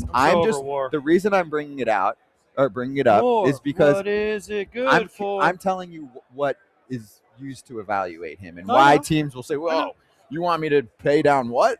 For a negative WAR player, that's just what's going on right now. I know. So I do think he'll latch on with another team. I think the Phillies probably will trade him, but they will. I mean, he's making $20 million next year. The Phillies will eat. My guess is at least 18-ish million, because most teams are saying he's not more than a league minimum guy right now, based off last year's metrics. Fair. That's all. So that's fair. He's down to. I never expected him to not say that he wouldn't move. What's he going to say? And I will not move positions. No, of course not. This isn't the Rafael Devers situation. No, it's a little bit different. But it was worth bringing up. Let's take a break, actually, and just go to our Chip, BetMGM segment here real quick. And then pull up a chair, Chip. We want to hear those pipes. I just work here, pal.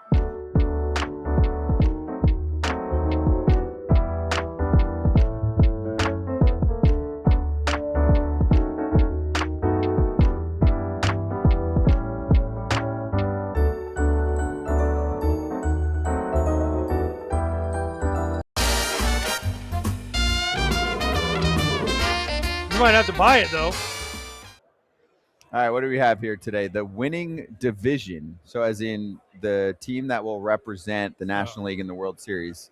And these are your odds. NL Central plus 360, NL East plus 160, NL West plus 110. I don't like these odds as a better. Right, because there's not enough value because with you got the the NL Dodgers West. in the West, right? The East, you have the Mets, Phillies, Braves.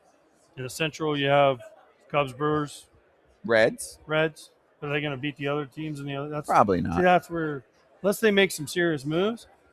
I mean, the pick is the Central. You're going to throw money down, right? But to me, until I said it last year, until someone beats the Dodgers. So here's the thing: we break down almost anything that you can touch on the futures market. Then you just say, you know what, this is a category that I'm not really into. We found a couple. We found a couple that we could bet. We found plenty, and I just want to make it clear with people. It's like when we bring up a board like this, sometimes I look at the board and I'm like, nah. If you just have money to burn, then bet on the West. Because it's basically plus money. It's still plus even money, but it's even money. So if you want to throw 100 down and win $10 maybe down the road, or even the East, take a shot on the East. No, 100 down and win 110, not 10. Yeah. Well, you get your 110. So yeah, basically double your money, but you need the Dodgers. Or do you think there's another team? Here's where it goes. Do you think there's another team in the NL West that would give you a little bit of quote insurance versus just putting it on the Dodgers alone? That's the whole name of the game with this. Depending on what the Giants do. Padres aren't going to probably do a whole lot. Yeah. But to me, I'm always intrigued by. I'm always intrigued by the bullpen. Diamondbacks, maybe. Yeah, San Diego's got the bullpen to carry you in the playoffs, but this year it was the offense. I mean, it was a short series, but there wasn't much offense from them, and it was actually a problem during the year. Yeah, they didn't have much pop either. They still don't. Not like they went out and got more pop. No, I mean, at least barely anybody has done anything, but that is something they should try and solve. Is can you find some offense, even if it sacrifices some other things like defense or contact? They specifically, I think, were bottom 5, if not bottom 3 in home runs. Like it's not good enough. Not in today's world. So anyway, BetMGM wants to give you another chance at first touchdown scores. So you can get a little second chance promotion. Your stake back in cash if your first touchdown scores second instead. And also up to $1,500 paid back in bonus bets if you don't win and you're a new player using the bonus offer FOUL, FOUL. Gambling problem or concern? Call 1-800-GAMBLER.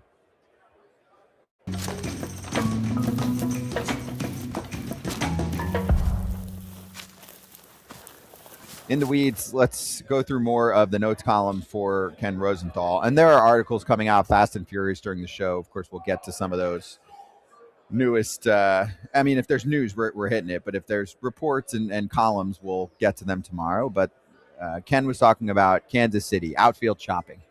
Ideally, they'd like to get 2. It sounds like Kyle Isbell could still be the answer for them in center, although if they found an upgrade, I'm sure they would dance there. I think they might be in on Harrison Bader. We've seen that float around. And they would like to ideally sign 1 and trade for 1. Yes. They still think, we had Jim Bowden on and Caglione. They still think he can be a star. But then where do they go from there? I mean, that's kind of been the problem, right? They need offense. Witt's great. Salvi's getting older. Maikel Franco had a nice year. Mm-hmm. They traded for India. He didn't do anything for him. Maikel Garcia. Sorry. Maikel Franco did play for the Royals. Some kids might not even know who that is. He got hit in the head. He never did. Maikel Garcia, sorry. But, yeah, they need offense. I mean, Vinny got off to a slow start, picked it up down the stretch. But where do they find the offense? It's got to come from the outfield. And they have good pitching. They figured out a bullpen with Ursig and some of these other guys that they threw out there. But where do they get the offense? And that's always been a thing in Kansas City. They've always been able to pitch because of the way the ballpark they play in. But can they find enough offense, especially power? Because that is not a home run hitter's park. And with the years they won, they had fast dudes that could hit doubles and triples and run all over the park, play incredible defense in the outfield, and they had just enough homers. Moustakas, Gordon, Salvi, right? Hosmer. So can they replicate that? They have the pitching. Can they take the next, especially if Reagan's, Bubic does it what he does, Waka, Lugo are healthy again. They're in the right division. We keep going back to this, but the division matters. The AL Central matters versus the AL East. Well, If yeah. you put the Royals in the AL East, they're fifth place team. Like, you don't even think about it. Like, fifth place. But in the Central, they can win the division. You got Make a run. shot. Yep. That's true. And hey, 2 years ago, the AL Central really shined. A number of teams made it to the playoffs, right? And the Royals got through a round. The Guardians got through, what, 2 rounds? Well, the Yankees took out the whole AL Central. Yeah, they just knocked it. They were like, you're not as good as us. You're not as good as us. Yankees are like, kind of nope, playing to nope, your point. nope. You would not do as well in our division. You would not do as well in our Well, this division. year the Tigers had a chance against the Mariners, lost.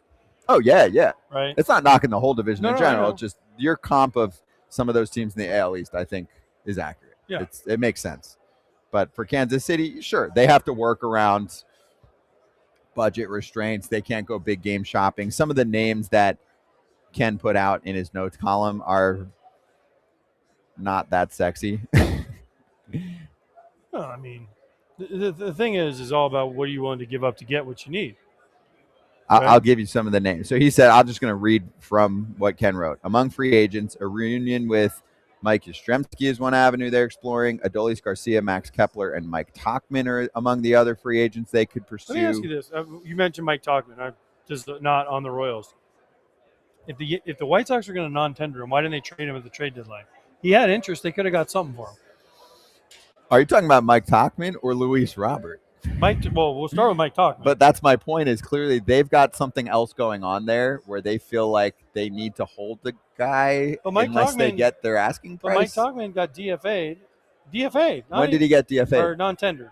At the tender deadline. Right. But so they wrote out the second half with him. They wrote out the second half with him, and I guess they were going to see what it looks like. Or what you just said would probably get disputed, right? It would probably get disputed by them being like, oh, no, there weren't any offers. But you're saying there were offers?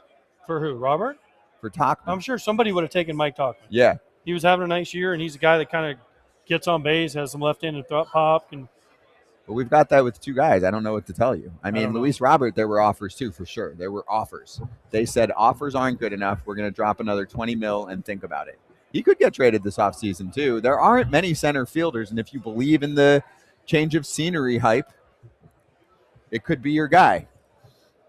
It gets them out of what was a weird scenario. We don't think we're getting enough. We're going to pick up the option and ride into the next season. Oh, no, and we're getting smashed for it. They said they're going to play in the free agent market. Maybe that was in Anthony Kay. It was, a nice story. He got 2 years, but sure. Are those their big moves? Because now their payroll goes up just naturally from picking up the option. They can handle all of that. I'm not too concerned. I'm just playing devil's advocate here. Yeah, of course. What about John Heyman putting out a report last night that... What about how fancy the quarters it? Don Kelly. Don Kelly, look at him. How are you? Congratulations. Thank you. Just wave, say hi. Hello. Is he going to come on? Ask him. Scott wants to know if you'll come on our show at some point. Not right now. Tomorrow or Wednesday.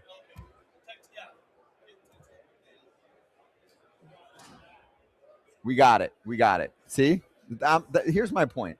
Everyone's passing by. They cannot help themselves but say hello to AJ. But the problem is, say, when am I seeing you? But the thing is like, we're on, right? So here comes Kurt Suzuki. I'll ask him. Okay, well, let's do when this. he comes by. I think everyone that's on with blasted us the right Angels now, so much, he might be like, I'm not No, he doesn't know that. Actually, all I did was defend him and say, I think he deserves okay, I'll ask him. 2 or 3. Here he comes. Look. Okay. Mr. Manager. He got an autograph. Oh, now he's signing autographs. Too cool now. Well, we got an A's fan coming through looking for a Kurt Suzuki autograph. What about Cashy? Yeah. How are you? Where? Were you there? We're still on, but we're talking to Kevin Cash. I'm just letting everyone know. I'm allowing AJ to spend his time. We're live right now. What's up? You're good. When you You're coming on? Why not? Not right now. Tomorrow.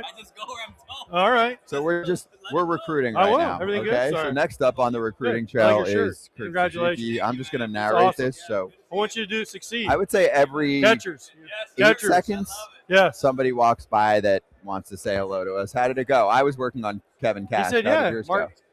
Yeah, I know. And then what? Well, I have to throw them all to Mark. But Cashy said, apparently I saw Cashy. No, he said not right now. Well, he said not right now because he got to do his presser. Right. But yeah, he said yes. So whatever. And then Kevin Cash just said I saw him at the Florida State game. We're recruiting live right now. And the funny thing is, a lot of them pass by, and then I got to remind them. I'm like, just letting everyone know we're live right now. So yeah, conversations sometimes are different, not from us, but from people that work for a team or a league. I just like to let them know your mic is smoking hot right now. Your mic is?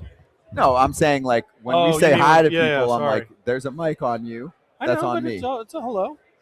Yeah, just a hello. I'm gonna have to get the mic plug, wherever that is, and just unplug it when people come by. Right. Oh, you're good at that. I know. All right, let me get back on track for a second. I forgot what we were talking about. Someone else gets to us. I just wanted to bring up. Can I stand up? Sure. I've been sitting for way too long. Well, we're going to have to probably adjust the camera so that they can see you. No, we can adjust it. I can stand too. I'm not going to. I've been sitting for how long now? I have too. I'm not going to be that guy that's. Did get a good workout in this morning, though. Did you? Yeah, it's 7 a.m. John Heyman wrote, Red Sox interest in Ketel Marte. Well, yeah, so am I. I want Ketel Marte on my team. Do you think he's going to get traded? If they trade him, it has to happen this offseason. It still can happen after that, but he would have to give them approval. That makes it way more difficult, as we saw with Nolan Arenado last year. True. So, listen, in my mind, he's he's the best second baseman in baseball. He's the best position player available for trade. For me, who's better?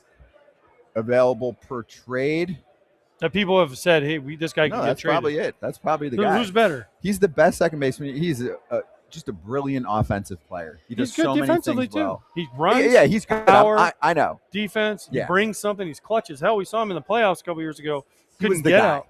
He was the guy for the Diamondbacks. If you take him and add him to a lineup, whatever lineup you want to throw him, he instantly makes that lineup better. When a guy is getting floated out there consistently, there usually is something to it. Agreed. I think we're on the same page. I would aggressively go after a player like this. Yes. Some people are like, oh, well, what's with the, missing a day here and there, right? We had the drama last year. Yeah. But then you saw Perdomo stand up for him. Yeah. So I'm good. I'm good. I think they'll be okay. I would take that production. You have an issue every once in a while where he has to disappear for a day. I mean, you don't want it to happen, but didn't something happen with his mom? Some stuff. We don't know everything going on with people. As you know, people out there, a long people time out in the there, game. you don't know everything that's happening with people in their family, people in their life, people. Their kids are sick, their wife is sick, their brother's sick, their uncle's. Sometimes they say one thing, but really they're covering for the other. And sometimes there's just a lot more happening than. I mean, listen, I went through a lot. I've been through a lot. I've had things of my issues with every part of your family you could ever have. Right. And it never goes away. Mm-hmm. Like it never goes away. Yeah, health issues, but you don't want to tell everyone.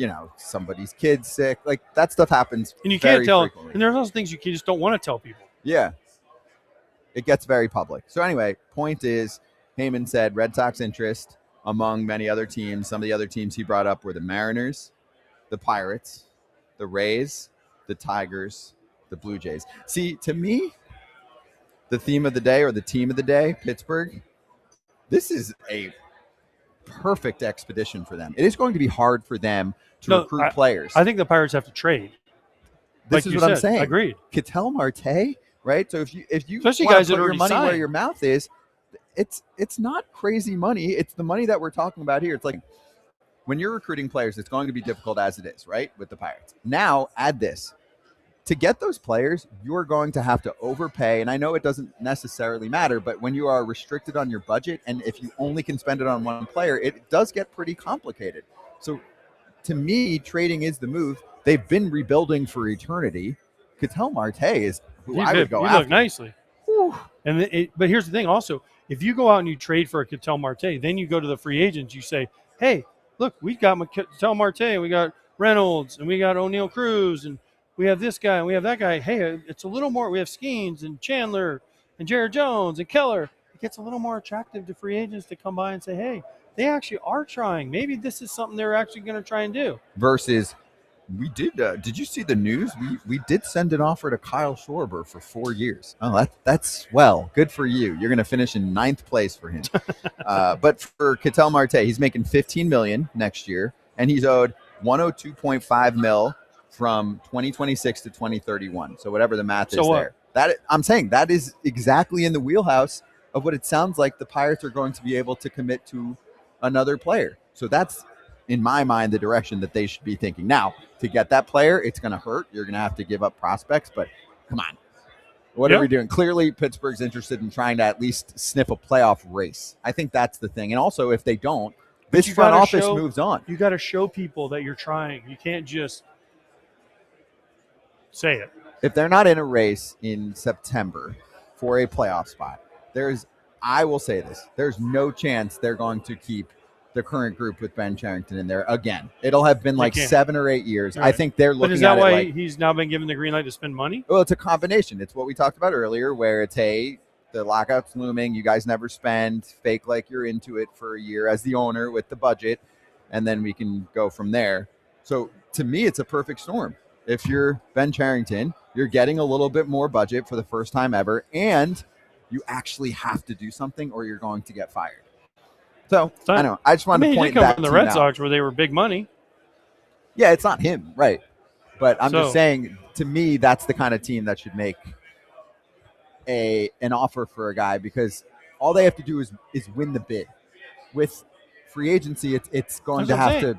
It's a different game. You have to play a different game. You want to, again, you have to show before you can go get the free agent. Like, okay, I'll use the Nationals.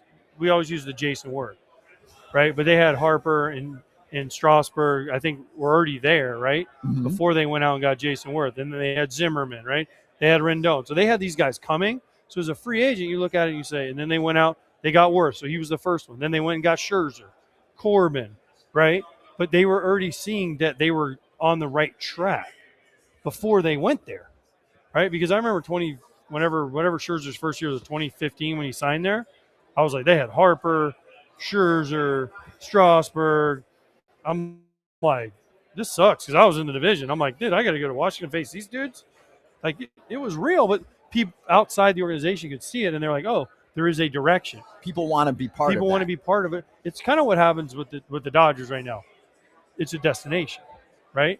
Oh, man, the Yankees forever were that place. Toronto's trying to Toronto's getting there. They're working on it, right? Mm-hmm. Toronto's working on it.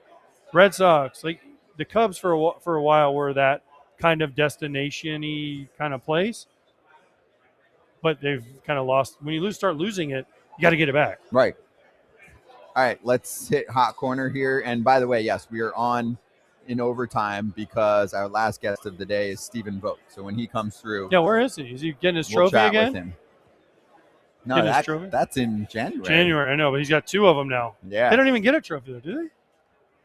No, they do, as far as I know. I think they do. I'm talking about the Manager of the Year award that he has. All right, let's just hit the hot corner topics here. First off, just, we like to be whatever you want to call it, show of record, and just put all of the news out there that we missed from over the weekend. So Jesse Chavez, who was on our show when he announced his retirement, is right back into the big leagues in the coaching world. Cool. Bullpen coach. Good for him. Yeah. I mean, is there a better guy to have a bullpen coach? He was in the bullpen for like 25 years for like 25 teams. Now, does this play to what you want from Tony Vitello and his staff? He hasn't been a bullpen coach before, but he is a very seasoned major leaguer who has been around every club. That's what I'm saying. He so started. That's the hire you want. He started. How are you, sir? Yeah, you can say hi. Just wave. Actually, you're not even on camera. Yes. No, this is great. By the way, that was George Lombard. Oh, yeah. So it's one kid's a super prospect. Super Yankees, prospect. and his other son is top 10 prospect for the draft this year. Mm-hmm. So, anyways, funny story. Sorry, I know we're off topic. Jesse Chavez, great hire for Vitello. Mm-hmm. But when I was in high school, George Lombard and I went on recruiting trips together. Really? Went on like 2, yeah. I want to say Georgia. I know Georgia, maybe Tennessee. We went together, and he was like a stud 2-sport. So they were recruiting him for football and baseball. He ended up signing. But he wasn't from here, was he? He's from Atlanta. Oh, he's from Atlanta. But we just happened to be on the same weekends. Yeah. And so, he ended up signing with Atlanta. Got a nice. Now he's had a great coaching career. Yeah. But yeah. Anyways. All right, let's get to the next topic here.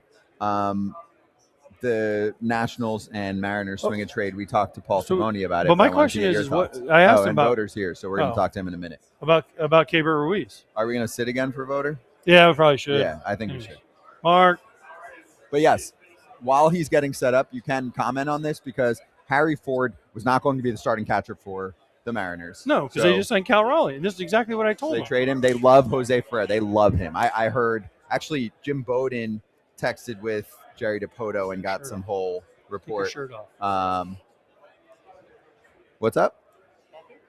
Oh yeah, you want us to? Oh, I thought you guys were running in to set up. Never mind. We're just gonna step aside for a sec so we can set up for Stephen Vogt. Be right back.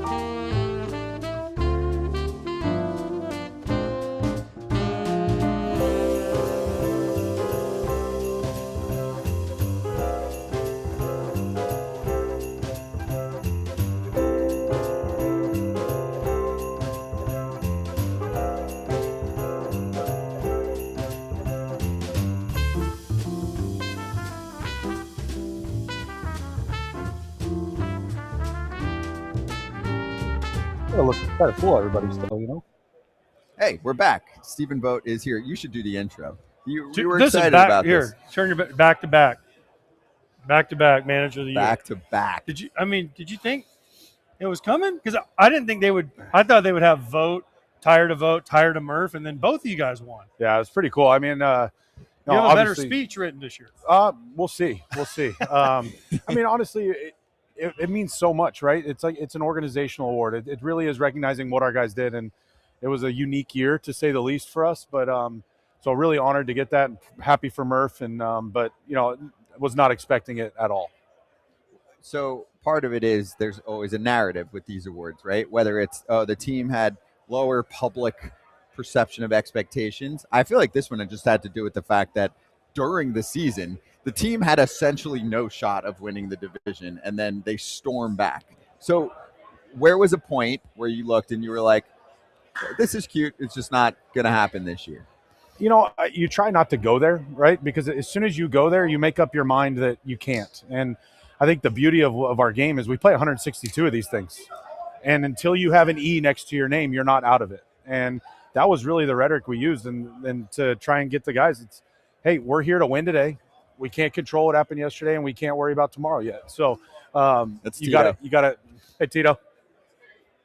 You have to keep your head down, and you have to focus on today. And our guys did a phenomenal job of that, and they were able to come back. I remember I did a game of yours. It was in mid-September-ish, and you guys were right there. And I'll never forget, you're in your office, and he pulls up his chair. And we're like, most managers kind of stay behind their desk. He literally pulls up his chair like this close. He's like, "What do you got?" And I was like, "Oh man, this guy's locked in." And I asked him, I literally looked at you and go, "How are you guys doing this?" Right? Because you look at their lineup, but then I watched you guys play, and I was like, "Oh, every piece fits. Every guy knows what they're doing." And to me, that goes to the manager. You having good communication skills and saying, "Hey, you're this. I need you to do this. You're this. You're this. Jose, you're the star. Go be the star." Boom, boom, boom, boom, boom. So, yes, you won Manager of the Year again, but I was just so impressed when I talked to you, and you're just like, what do you got? It was one of the coolest things ever. And then to see you guys make it, and obviously the playoffs didn't go as well as you wanted, but with all the things you lost, losing Naylor, losing Clase, losing all the things you lost along the way, and here you are. That is all credit to you. Well, and the organization. No, and I appreciate it. And I think really what it comes down to, and our coaches do a phenomenal job of this, it's every one of our guys, we have to play perfect baseball. We have to make plays. We have to throw strikes, and we have to take advantage of things when we get opportunities. And to our guys' credit, they did that the last 2 months of the season especially. I mean, this was a team that, like you said, we could have easily folded and no one would have cared. No one would have thought twice, but that wasn't enough for our guys, and they wanted to keep going, and man, did they play some really good baseball down the stretch. Wait, but now I'm going to spin it forward, okay? We're at the winter meetings. We want to figure out what the Guardians are going to do. So it was a great story, but it didn't go where you wanted it to go ultimately.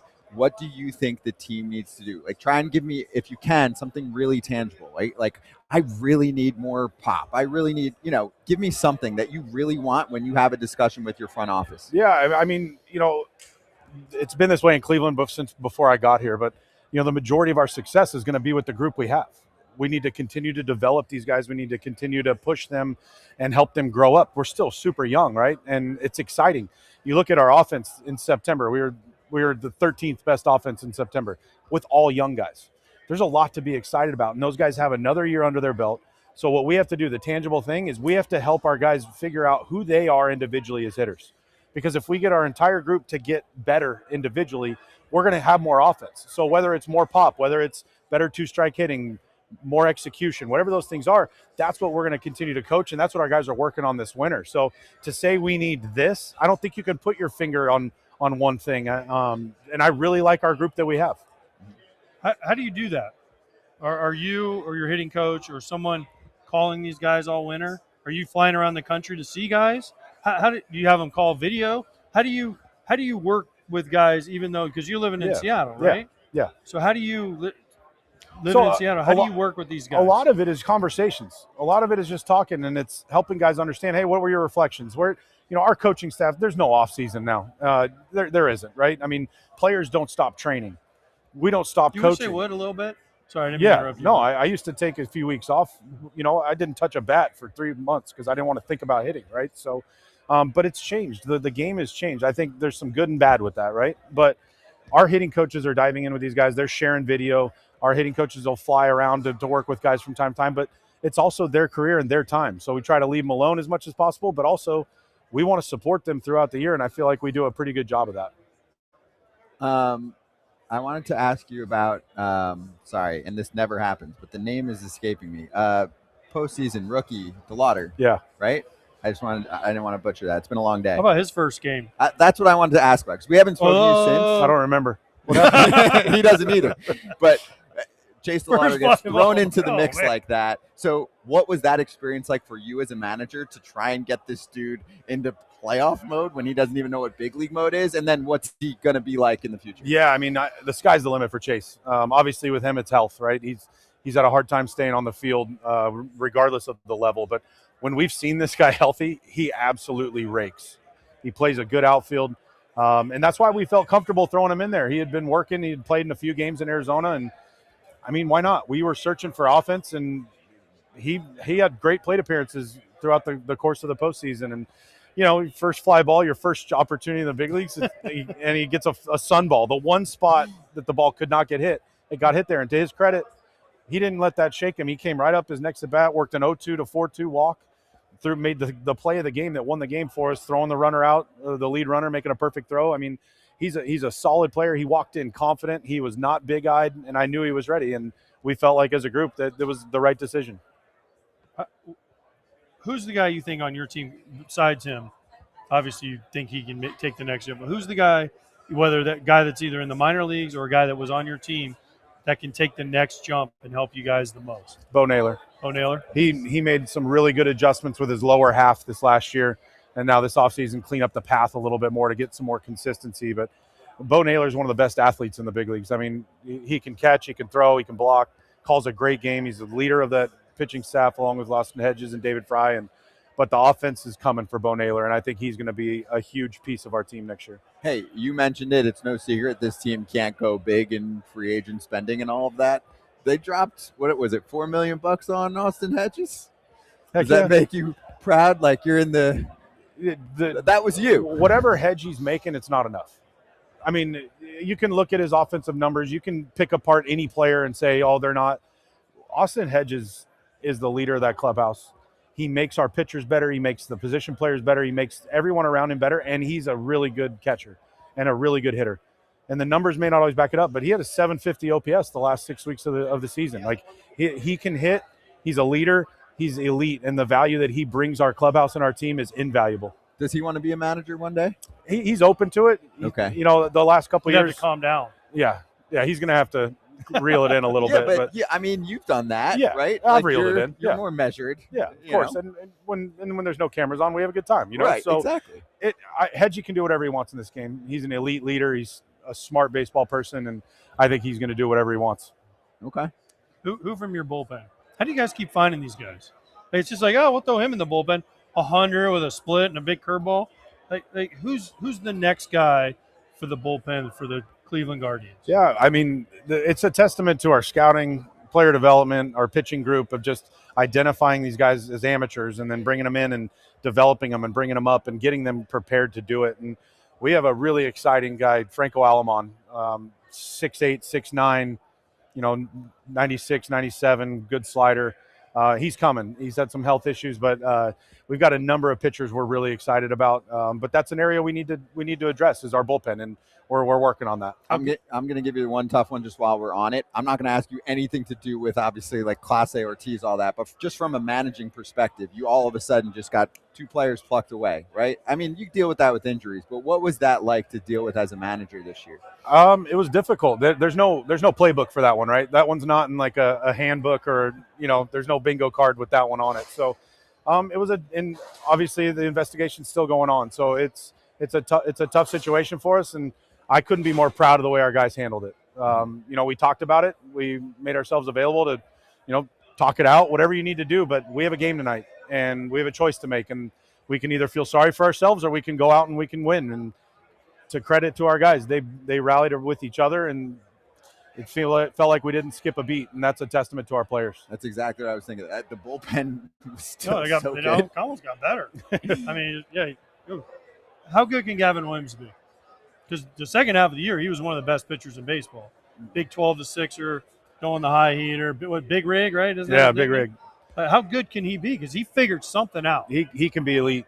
I mean, the dude made 3 delivery adjustments, added a pitch in season. Those are things not many people can do. And the stuff is real. He is an absolute bulldog. He doesn't show it, but this dude's got passion. And Gavin can be as good as he wants to be. And Carl Willis and the pitching team do a tremendous job with all of our starters. Our starting pitching was really the story of our year. I mean, all of these guys stepped up in a huge way. We saw huge strides from Gavin and Joey Cantillo, Slade Ciccone. Logan Allen was as steady as you can be for you. So really, and Tanner Bybee had a great second half. So we're really excited about our starting pitching. There's a big difference from this past season to the season before. I felt like there was a lot more solidified, right, with the starting rotation. Because even when we're trying to look at, hey, who's going to pitch playoff games, and if they keep going further, probably had a little more comfort in what was there. No doubt. I mean, that was our biggest growth, right, was our starting pitching. And these guys stepped up when we did lose Class A. The starters picked up the 6th inning. The starters took Cade Smith's 6th inning so that Cade could be in the 9th. And all the credit goes to our starting pitching for what we accomplished. Hey, last one. Right. Cade Smith took over the 9th inning, right? Hunter Gaddis took over the 8th inning. He moved a lot of these guys back. Did you think at the end they got a little bit tired? Because you used them a lot, and you relied on them. Basically, this is the second year in a row where you really relied on these guys are studs. But do you think a little bit they had to have? I know you try to stay away from, and yes, your starting pitching was better, but still, you're like we're trying to win every game. Yeah, it's hard, right? I mean, we play a ton of 1-run games, 1- and 2-run games a week, and these guys stepped up, and they were damn near perfect again for 2 years in a row. And there's always a little bit of element of fatigue. And I think each one of these guys is learning more and more about their bodies, learning more about themselves. And, we throttled back their workload a little bit this year compared to the year before when they all threw 78, 80 games the year before. So it's definitely something we're aware of. We talk with them. They're having great off seasons right now to prepare their bodies to do it again. And, anytime you can give those guys a night off, it's a good thing. But we don't get too many of those opportunities. I just like when Cleveland's good at baseball. As someone that played in that division for a long time, like one of my first big league road trips was when it was Jacobs Field, and it was just, and when you go back there and like you turn on the playoffs and there's 35,000 people, like to me that is, yeah. They get behind you. Like, they love their sports. It's They an do. unbelievable sports town, and our fans are incredible. They supported us all year, whether we were doing well or not, and I can't be more thankful for them. We were the warm up. He's got to do press conferences, all that stuff. He's, Good to he's, see you guys. he's changed so much. He's I got have. the full jacket on now. I have style. That's right. We'll see him That's at the award show Yes. again. Sounds See you good. in New York. All right, guys. Be right back.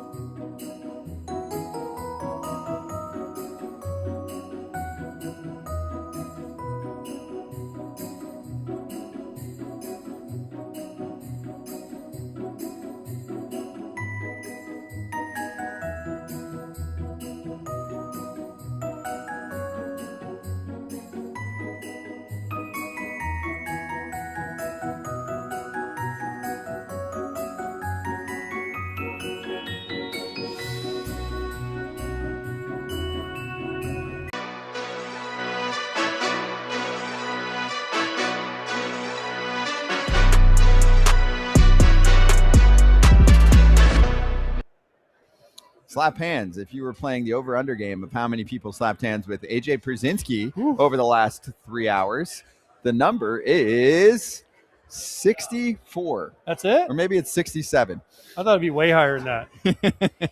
What do we consider slapping hands? Is it like a hug, a fist bump? Just like any handshake? hand contact, hand to hand. It's way higher than that. Yeah, it's probably 129. Because if we were counting from the time I walked in here just to get here, that's a whole it was nother story. ridiculous. It was in the hundreds, which is great though, because as you said, I haven't been to the winter meetings in a long time. Mm-hmm. You haven't been around this for a long time. Yep. So the people you see that you just don't see, I see more than you do because I'm still out there. Right. But like the relationships with the reporters and even the managers and some of the other coaches that come by, it's cool. It's cool to see them all in one place. It's just a lot. Oh, it's a lot. So the ones for me are haven't seen you in 3 years. No, I know. And they want some time, and that's cool, but not until the show's done. So anyway, thanks to everyone that was joining us today. Yes, thank you. We did a nice 3 hours live. Team behind the scenes crushed it. And it is not easy to figure out how to put this stuff together here too. They limit us on Wi-Fi and all that stuff. And look what we did, 3 hour live show. We're doing this again on Tuesday and Wednesday. We'll have plenty of guests joining us, managers, front office leaders, the whole deal. And we'll get to all the rumors, reports. We'll try and get insiders, the whole deal on FT here the next couple of days. So we'll see you on Tuesday live.